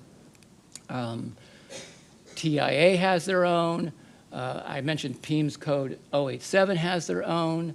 And so the goal of the work sessions was to create the humble ISD classroom teacher by combining all these different definitions to come up with just one. And then looking at that definition and how that impacts some of these non-House Bill 2 job classifications that I just showed you, and maybe reclassifying the PEIMS code that they have currently. So what the work sessions came up with is a definition that applies to humble ISD, and there's 3 criteria that have to be met. Again, this definition and this criteria is based on House Bill 2 definition, PEIMS Staff Code ID definition, TIA, TEA, TASB, TASBO's guidance on this particular aspect of House Bill 2, and our own internal process requirements. So the 3 requirements are, the first one is that assigned classes need to be tied to students in rotation schedule at the elementary school level, meaning these particular students have to be in a rotation with a teacher. On the secondary side, at the middle school, high school level, assigned classes have to be tied to the master schedule. And that all of these teachers regularly and directly instruct students along with, within PEIMS, the classifying and designating as either the primary, which is the teacher of record, or the secondary, which is what we call the supporting teacher of record. So that's the first criteria. The second criteria, and this goes back to House Bill 2, is that there had to be an average of 4 hours each week, which included the planning, conference, or passing period. So in the elementary schools, that roughly works out to be 240 minutes plus a day, and the middle school, high school has to be at least 3 periods per day. And so again, that includes the planning period or the conference period. And the third qualifier is that if some of these job classifications were not under the evaluation of the T-test, they would be part of the T-test evaluation system as well, measuring the same as all other teachers. So where we're headed, where we landed, in taking that the humble ISD classroom definition, in the elementary arena, the library media specialist that was classified not 087 at the time when I presented to you will be classified as 087. We'll be changing that job title to elementary library teacher. On the elementary side as well is instructional technologist. That'll be reclassified to digital integrationist teacher. And on the secondary side, in the middle school level will be the instructional coach to instructional coach teacher. This will be social studies only at the middle school. And then at the high school level, athletic trainer will be athletic trainer / teacher. So you're starting to see there's a little bit of hybrid type positions here that's commingling classroom teacher along with the primary other aspects of these particular jobs. What will also be taking place when we create these is an upgrade to the job description. So this is an example of the elementary digital integrationist teacher. And what we're going to include at the top part of that job description will be a category called PEAMS job role, and I'll indicate the PEAMS number. And then within the body of the job description will be a section called classroom teacher role. And all of these hybrid type job descriptions or jobs that I've mentioned to you will have this particular section in it of these 12 major responsibilities of being a classroom teacher. This comes directly from TASB's generic classroom teacher, and it includes the 3 fundamentals of a classroom teacher, which is creating lesson plans, keeping student attendance, and assigning or inputting grades. So the remaining umbrella ISD positions that will still remain on the non-House Bill 2 pay step scale will be on the elementary instructional, elementary and secondary side will be the instructional coach, with the exception of the social studies at the middle school, nurse, and in secondary will be testing coordinator and library and media specialist. Now, I showed you earlier that the estimate at the time when I presented to you was about 9% of the population, or about 335 employees, were impacted. We've now got this down to about 6% of that population, about 250 employees. To make that whole would be an additional $700,000 to the budget. Mr. Gardner, can you go back one slide, please? Sure. I just want to make sure that it's recognized that we were originally talking about this in July, and we were at 9% of the teachers, and now we're down to 6%. That between your department and Mr. Beatty's department, we found already 1/3 basically has been solved. And I think I just want to point that out. That's great work, because thank you. So the next steps are, we're walking through right now the September mass update. And basically the mass update is the remaining employees in this district, about 5,000 of them, records will be updated with their new pay amounts. So those job classifications that I just showed you will be part of that mass update. So they'll be receiving those higher paying increases. So that will take effect in their September 15th paycheck. This review and this study continues on in some of these other areas. We have what's called the PEAMS mega meetings. This helps us prepare for what the state will eventually need in October, is the winter roster file that will include some of this information that we're talking about, student data information and some of the staff information. Our next meeting will be November the 2nd, and we'll have these smaller PEAMS staff group breakout meetings in the event that we need to look at other job classifications that might need to qualify or not qualify with regards to being coded as PEAMS 087. These last 2 slides, basically it all comes down to PEAMS, because PEAMS is where, once that data goes into PEAMS, that information goes to the state, and this is what determines the funding for the school district. So we want to try to get this right the first time as we walk through this House Bill 2 situation, and making sure that the PEAMS information is correct. The last slide here basically is that how is the state going to know who's House Bill 2 and who's not, or TRA or SSRA. There's 2 new codes that are being introduced with regards to identifying these situations. So we already have the PEMS code 087, but these two last codes will have to populate the PEMS data, years TRA teaching experience, and then the employee eligible for TRA allotment. And it's either yes or no, or in the years of experience will include the year of experience associated with that particular individual. Billy, is there anything else you want to share with regards to something I might have left out?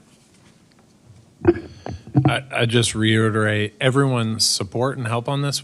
PEMS mega meeting, we brought 40 leaders together to discuss all this across all disciplines. I'm proud of all the work we do, but I'm especially proud of this because we were thrown a pitch we hadn't seen before, and on short notice, we had to make do with what we had information-wise, and pulling everyone together to be able to come together and work on this is just the result of everyone's work. So just want to reiterate, appreciation to everyone who worked on this, and it's really proud of the work that we put into this. I do want to close with thanking all those that also helped support us through these work sessions. The majority of those people are in this room in central. It was a cut across central office administration to try to come together and try to come up with the definition and try to find some remedies to take care of some of these situations that we could. There are going to be some classifications that aren't going to qualify as 087.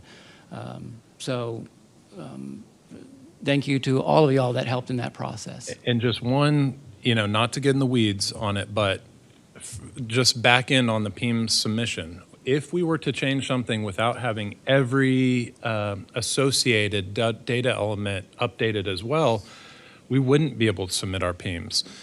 We would generate fatals in all those records. This could be thousands of records that we wouldn't be able to submit our reports because there's mismatches. If you have someone code as a teacher, but there's no kids associated with the teacher, there's hundreds of these data elements, and they're very specific and complex on the rules that you have to report those data elements. So the work we did here was able to put it all together, so we're confident that when we submit all these records, they'll go through fatal-free, and the state will receive them, and we'll be in the best position possible. Question. What was the rationale behind social studies versus math? Or I know there was some type of rationale, but just wanted to. So, again, without getting too much into the weeds, at the high school level, each high school has 4 instructional coaches to represent the 4 core subjects: math, science, English, and social studies. At the middle school level, there is only 3, and this is a staffing situation. So the 4th one to cover that social study area is basically taking one of the positions, and half the time they're a teacher and half the time they're an instructional coach. So that's the phenomenon that's occurring at the middle school level, and why this particular job classification will qualify as House Bill 2, and the other instructional coaches will remain in the non-House Bill 2 category for now. Understood. Thank you. Cleared it up. All right. Thank you, Mr. Gardner. Thank you.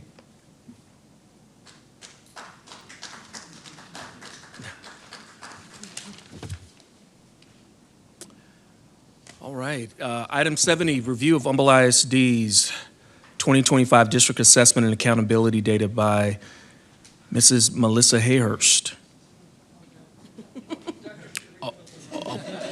I was looking down reading. Yes, ma'am. Sorry about that. Dr. Wilson Rogers. You're welcome to do this, Ms. Hayhurst. Good evening, Dr. Brown, Board President Holmes, members of the board. I stand before you this evening to give our annual update on Assessment and Accountability 2025. Based on TEA 24-25 calendar events, we have to present our state assessment data to the local Board of Trustees by September 26. So as we approach this presentation, we're looking through the lens of accountability ratings influence the public's perception of schools' quality. Student growth and achievement is important to parents. And balancing state testing with high-quality learning experiences ensures students are both academically successful and equipped for broader life challenges. So as I speak to you this evening, our takeaways are going to be reviewing of the 2025 district assessment results, review of the accountability system, campus accountability scores, and district campus support. So just as a reminder, when we're talking about STAR and EOC data, our performance levels are did not meet grade levels, approaches grade level, meets grade level, and master's grade level. So when you look at our Humble ISD grade 3 through 8 reading scores, you're going to see for each grade level that at the approaches level, we are at 75% or above at approaches grade level or above. We're at 50% or above at meets grade level or above. And we're at 20% or higher for master's grade level for grades 3 through 8 reading. When you look at our 3 through 8 math scores, you're going to see that we're not doing as well as we would like for grade 7 mathematics. But for 3rd grade, 4th grade, 5th grade, and 8th grade, we're performing at 60% or above at approaches grade level, 35% or above for 3rd, 4th, 5th, and 6th grade and 8th grade meets grade level or above, and we're 10% or higher at master's grade level. I know that you may already have in your mind, so Sharita, what does that 7th grade math look like in comparison to the state? At the state level, approaches grade level or above is 52%, meets is at 31%, and masters is at 10%. Our grade 5 science and our 8th grade science and social studies, as you can see from the graph, that we are 50% or higher at approaches grade level or above. We're at 25% or higher at meets grade level or above, and we're 5% or higher at master's grade level. When you look at our high school EOCs, algebra, biology, English 1, English 2, and U.S. history, for all content areas, we're at 70% or above for approaches grade level. We're at 50% or above for meets grade level or above, and we're at 10% or higher for master's grade level. When you now look at our state versus district comparison for each content area, as you can see, we are pretty much right there as the district for each one of these for reading, math, science, and social studies. The only place that we're seeing a little bit of a decrease as you look from 24 to 25 is in social studies. So when you look at our 24 to 25 district scores comparing to ourselves, we're a little bit below, but everywhere else, we're either right there with the state or we're just below it as it relates to state to district, and also as it relates to district from 24 to 25. So now we have to talk about accountability, because all of this data then feeds into our accountability system. As you know, we had the lovely pleasure of basically getting 3 years of accountability at one time during the 24-25 school year. Accountability 2023 and Accountability 2024 was officially released after being delayed because of lawsuits. And then we also officially got Accountability 2025. Accountability 23 and 24 and 25 were both released on the first day of school, August 13th, to us in the district, and they were released to the public on August 15th for public review. So just a reminder, the accountability system is made up of 3 domains. Domain 1 is student achievement. Domain 2, which has 2 pieces, is school progress. And domain 3 is closing the gaps. Whichever one you have the higher score of domain 1 and domain 2 becomes 70% of the overall score, and domain 3 is 30% of the score. When you're looking at domain 1 for elementary and middle schools, 100% of domain 1 for elementary and middle school comes from STAR and EOC scores. When you look at high school, 40% of it comes from EOC scores, 40% coming from college, career, and military readiness, and 20% comes from graduation rate. As you can see from domain 1 collectively from the STAR performance EOC part of it, 76% of our students are scoring at approaches grade level above across content areas, 50% from meets grade level or above, and 20% from master's grade level or above. Income. Yes, sir. Dr. Mr. Rogers Scott. Wilson, can you just, I don't know, take a stab at, why do you think, well, this chart was on the other one, what do you think is driving us to be on master's grade level, 20% versus state of 51%? And then on the other slides on elementary, it seems like for the elementary courses, it's about 25% of kiddos who aren't hitting approaches grade level. And do you think that, I guess two questions, and do you think that's driven by a handful of elementaries that we know are struggling, elementary campuses that are driving that whole thing down because those numbers are district at large, right? So that, and then this one here as to, what do you think might be causing us to be that much lower than the state on that, which is the highest one, masters, obviously? Just So curious. a couple factors that go into the collective district overall scores is we have to understand that it's all in it together. So I think someone earlier was talking about how all of our students really matter and all students count. So absolutely, Mr. Scarfo, as we continue to move forward, there are still some pockets of concerns that we have. And those pockets of concerns do end up impacting our approaches meets in master's grade level. Also, as we've continued to move forward, we also know that we've made some curriculum and instruction changes that I think is having some great impact as we continue to move forward. But we are still closing those gaps. And as we continue to close those gaps, we're going to continue to see our approaches meets and master's grade level improve. Analogy that I use with campuses as we're talking about approaches, meets, and masters is that we have to pull the string, that you can't just focus on one side of approaches, meets, and masters. You have to focus on all kids and move all kids from one level to the next level.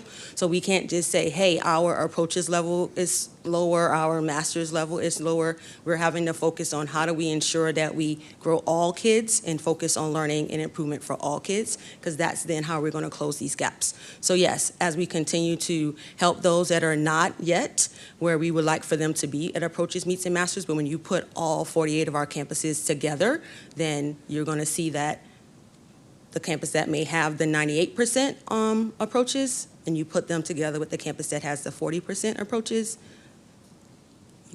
you have to do the average of it all. Other questions, Mr. Scarfo? Graduation rate also plays a factor for us. As I reported last year, in Domain 1, graduation rate, it looks at which is the highest in Domain 1 for 4-year, 5-year, and 6-year. And for us in Humble ISD for Accountability 2025, our 5-year rate was the highest at 95.7. When you look at us and compare it to the state, you're going to see that all of our averages for graduation rate is much higher than state, which is a great celebration. Of course, in Domain 1, also 40% of it is college, career, and military readiness. We spoke to you all a lot a couple weeks ago in closed session about our CCMR, but just to put it back up, as part of this report, that last year, 62% for the class of 2024, remember that CCMR is a lagging indicator. So for Accountability 2025, CCMR is based on your class of 2024, and 62% of our students met the CCMR criteria. As you can see over time, our CCMR has gone from 54% in 2023 to 61% in 24 to 62% in 2025. As it compares to the state for CCMR, the state's at 82% and our district's at 62%, but we know that our departments have done some really strategic things for the past school year to work on increasing that, one of which being last school year for Accountability 2026 for the class of 2025. We did some strategic move with Texas College Bridge. We've done some things with looking at master schedule and course offerings, and we're continuing that work for the 25-26 school year. So question, Dr. Wilson-Rogers. Yes, sir.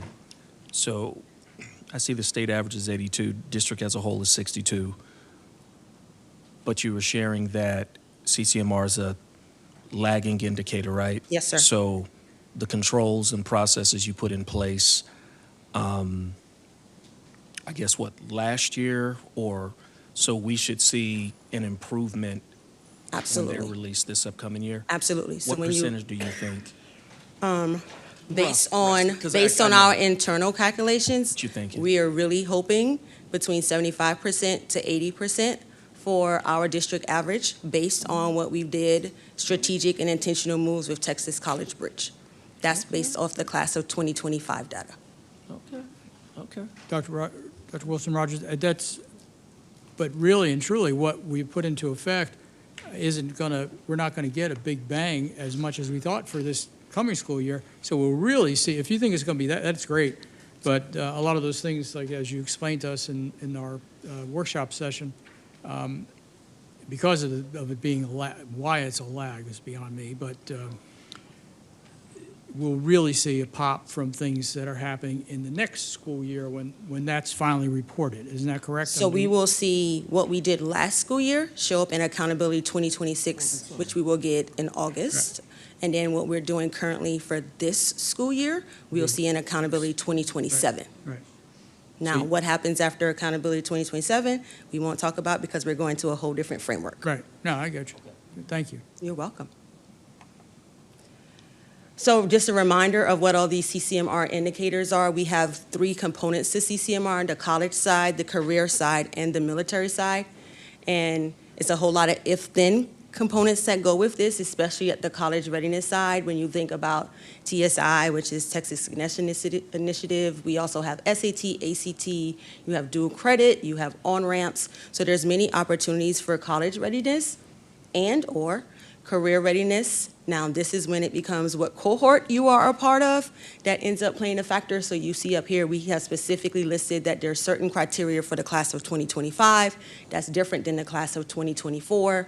You also have level 1 and level 2 certifications, SPED, special education, workforce readiness, and advanced diploma plans for special education. And then for the military readiness, the completion of DD4 forms. And we've been always continue to get our lovely TEA. We're going to get information straightly from the Department of Defense, but we're still waiting for that to truly manifest. Domain 2 is school progress. That has 2 pieces. The first piece is student growth. That really looks at, does a student show growth on STAR even if the student did not pass the test from one year to the next year? This is what our annual growth chart looks like for Humble ISD. Remember that growth is only measured for reading and mathematics, starting in grade 4 all the way to Algebra 1 in mathematics, and grade 4 all the way to English 2 when we're talking about reading language arts. The second part of Domain 2 is relative performance, which is 2B, and that does a comparison of our Domain 1 score to our campus's economically disadvantaged percentages. So not that we need to have a math lesson, but that's really what this ends up being. It becomes a scatter plot of all campuses and does a relational correlation between economically disadvantaged percentages and student achievement from Domain 1. They do a linear line of regression, apply a quadratic formula to it, and then say what is the spread of A, B, C, Ds, and Fs, and that's how campuses in district receive their relative performance score. Last year, Humble ISD's economically disadvantaged percentage was 50.5%, and as it relates to STAR component, our STAR component score was a 49, and our CCMR component score was a 62. Now again, just like I said earlier, everyone's higher, but it's also what everyone is higher first in Domain 2, so you get the best of Part A or Part B. Then look at that and say which one is better for Domain 1, and that becomes your 70% of your overall score. The last domain, everything that I've talked about so far with accountability looks at all students. Closing the gaps, Domain 3 now looks at it by student groups. And you have 2 pieces that are playing a factor here. You have state accountability and federal accountability. Regardless of which one you're looking at, what is measured is meets or above for STAR performance in reading and mathematics, student growth for reading and mathematics, graduation rates as it relates to high school, TELPAS, which is our EL proficiency that starts all the way in kinder all the way through, back to Domain 1 score, and then CCMR. For state accountability, who was measured are 4 student groups. That's all students, 2 lowest ethnicity groups for each campus from the previous year, and then the high focus group that includes special education, eco-dis, emergent bilingual, homeless, and mobile. Yes, ma'am, Ms. Shaw. Can you go back one slide really quickly? Because I think there's something that's important there. On the STAR performance, what is measured, meets or above? Yes. So can you talk about why it's important to do meets or above and not approaches there? So, truthfully and honestly, the federal government, when we turned in as a state how we were going to be holding our campuses accountable, the federal government said, we are not looking at approaches, we're looking at meets or above. So approaches is looked at, it does also get looked at in the Domain 1 part of this, but the majority of this is meets or above, which is at a different scoring percentage than it is for approaches. In many of our content areas, the approaches level is more in the 40 to 50% range, and the meets performance level is more high 60, 70 range. And that's significant to step changes and seeing those step changes on campuses when you're Correct. focused on meets or aboves. Correct. For federal accountability, so just to give preference again, state accountability, which is one component of Domain 3, does 4 student groups.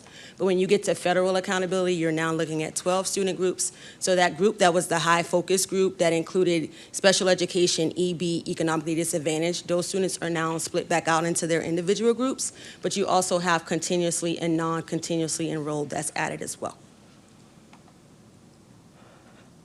Not to make anything any more difficult, in the past, with accountability, when it came to Domain 3, is either you met the target or you didn't meet the target. Starting in 2023, we went to a gradated scale of a 0 to 4. As you can see on the screen, 0 is looking at did you not meet the current interim target and did you not show minimum growth. Earning a 1 is you didn't meet the current target, but you showed minimal growth. A 2 is you did not meet the target, but you showed expected growth. A 3 is you met the current interim target, and a 4 is you met the long-term target. As you can also note that the current interim target is in the current school years that we're operating on. The long-term target is for 2037, 2038. Yes, sir. So we're getting rid of the STAR, or that's the move. And I know we're moving to 3 standardized tests, I believe, right? Beginning, middle, end of the school year. I know that there's not a whole lot of definition around what that's going to look like in terms of how TEA manages that, but is there anything we can do, Dr. Brown, team, where we start preparing for that in advance because we know it's coming? So we know it's coming, but we don't know what's coming.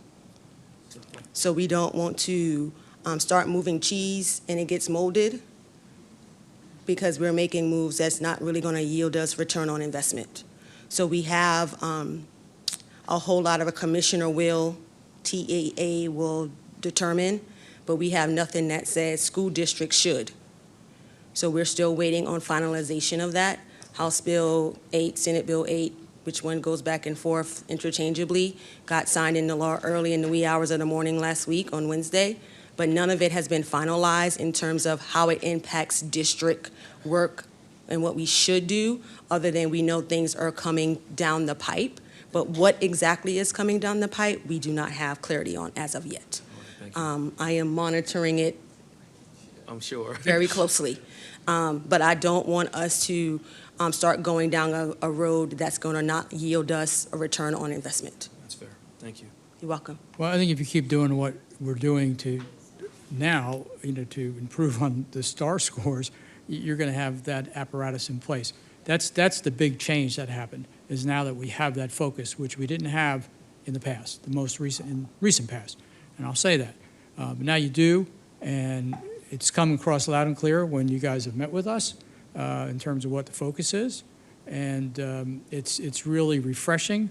And for the first time, and I got to tell you, probably 2.5 years, I really feel positive about things going on in the district because of what all our folks are doing.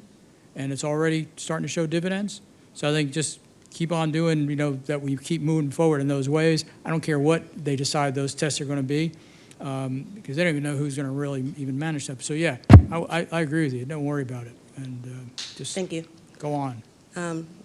senior cabinet and everyone would tell you, as soon as things come out, I'm shooting text messages and emails, and I am keeping abreast. But again, I don't want us to make plans that's not going to yield us return on investment.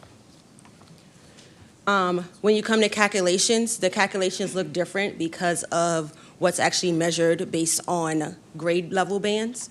So in elementary and middle school, as Ms. Shaw talked about, that academic achievement portion, which is the meets and above, is 30%.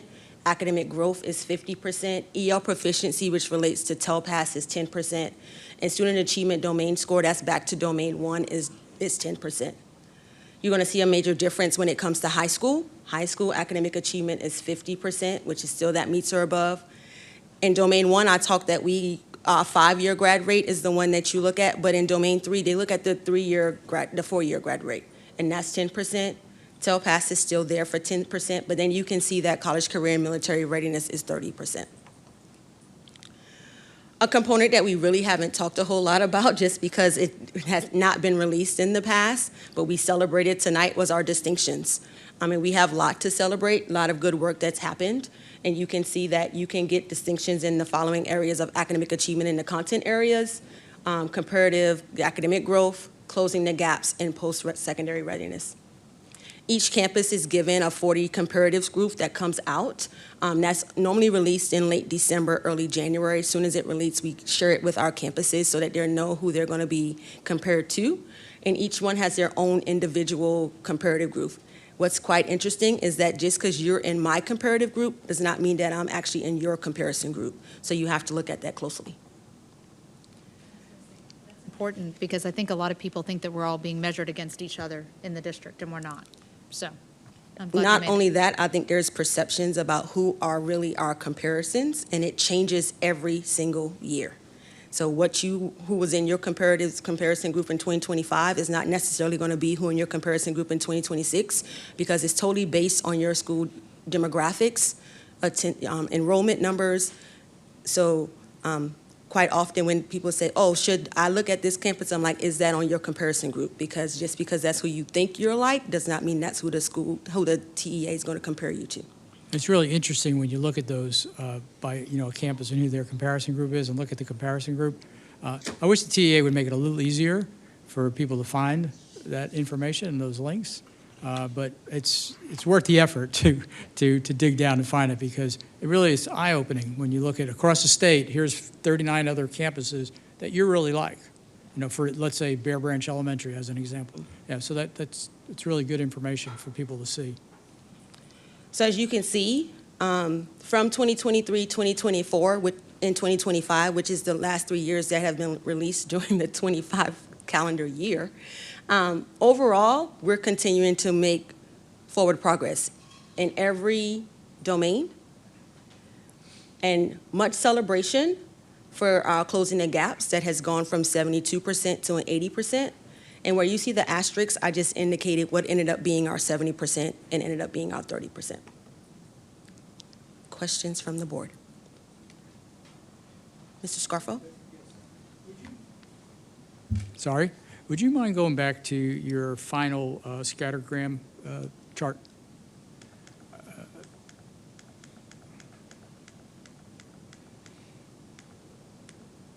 Sorry, I know it's kind of, there you go. Okay, I know I'm a bit of a chart and graph nerd, but could you tell us, what do you think, and I know what it's kind of telling me, but what do you think it's kind of telling us here? Because you talk about being data-driven. Well, there's the freaking data, and by campus. And one of the things that jumps out at me is, yeah, economic disadvantage can be a drag, but it does not mean necessarily that. So you can't just say, well, that campus has X percent of economic disadvantage or children at risk, even to make it even bigger. It doesn't necessarily translate into they're not going to perform, and you can't have that mindset. I mean, that's one of the things this tells me is because, it tells me, it can be an indicator, a factor, but I think this should be encouraging. It's very encouraging. In layman's term, I tell people to kind of walk the line, going back to my being a high school mathematics teacher. So if you're starting on the x-axis and you're going from left to right, you're going to see the lower your economically disadvantaged percentage, the higher your Domain 1 score needs to be able to get an A. As you walk the line from left to right, you're going to see there's still expectations that as your economically disadvantaged percentage gets higher, that still all kids are being accountable for learning. So yes, the range for getting an A gets wider, but that doesn't mean that F falls off the map, D's falls off the map. It's still there, but the expectations just look different just because the state takes into consideration the background of the students that are coming in your building and the kind of work that you may have to do to plan quality Tier 1 instruction. But yes, Mr. Scarfo, we still are in charge of educating and ensuring that all students are learning and growing at the depth and complexity of the standards that they're being taught. Thank you.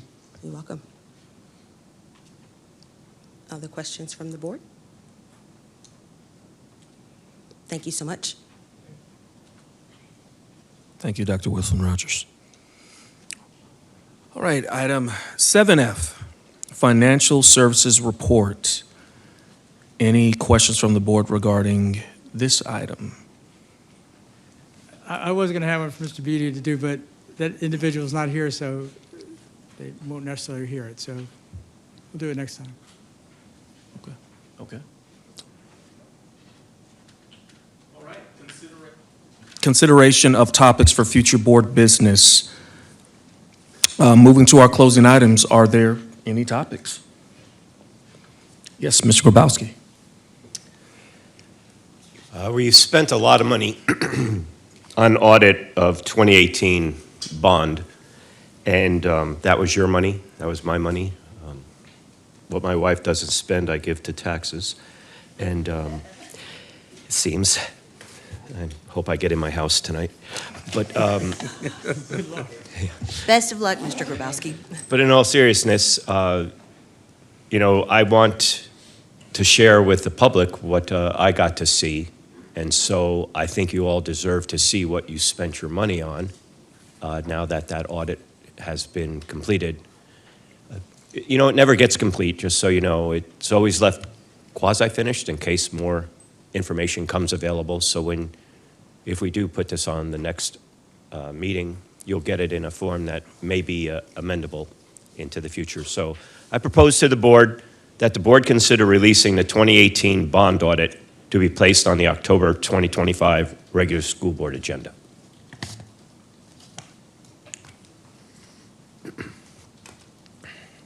So, Mr. Binkley, question. Do we need, and I say this out of complete respect for the board, I want it discussed on next month's agenda regardless. And I know I can put it on the agenda because I'm in agreement. Mr. President, if you want to put it on the agenda, then you can put it on the agenda. I'd like to put it on the agenda. Okay. Well, but would you still like October. to ask the board if there's an appetite for it? Is there is there an appetite for the board releasing this or the discussion, the vote? You on want to next move it month? even up further to the board workshop?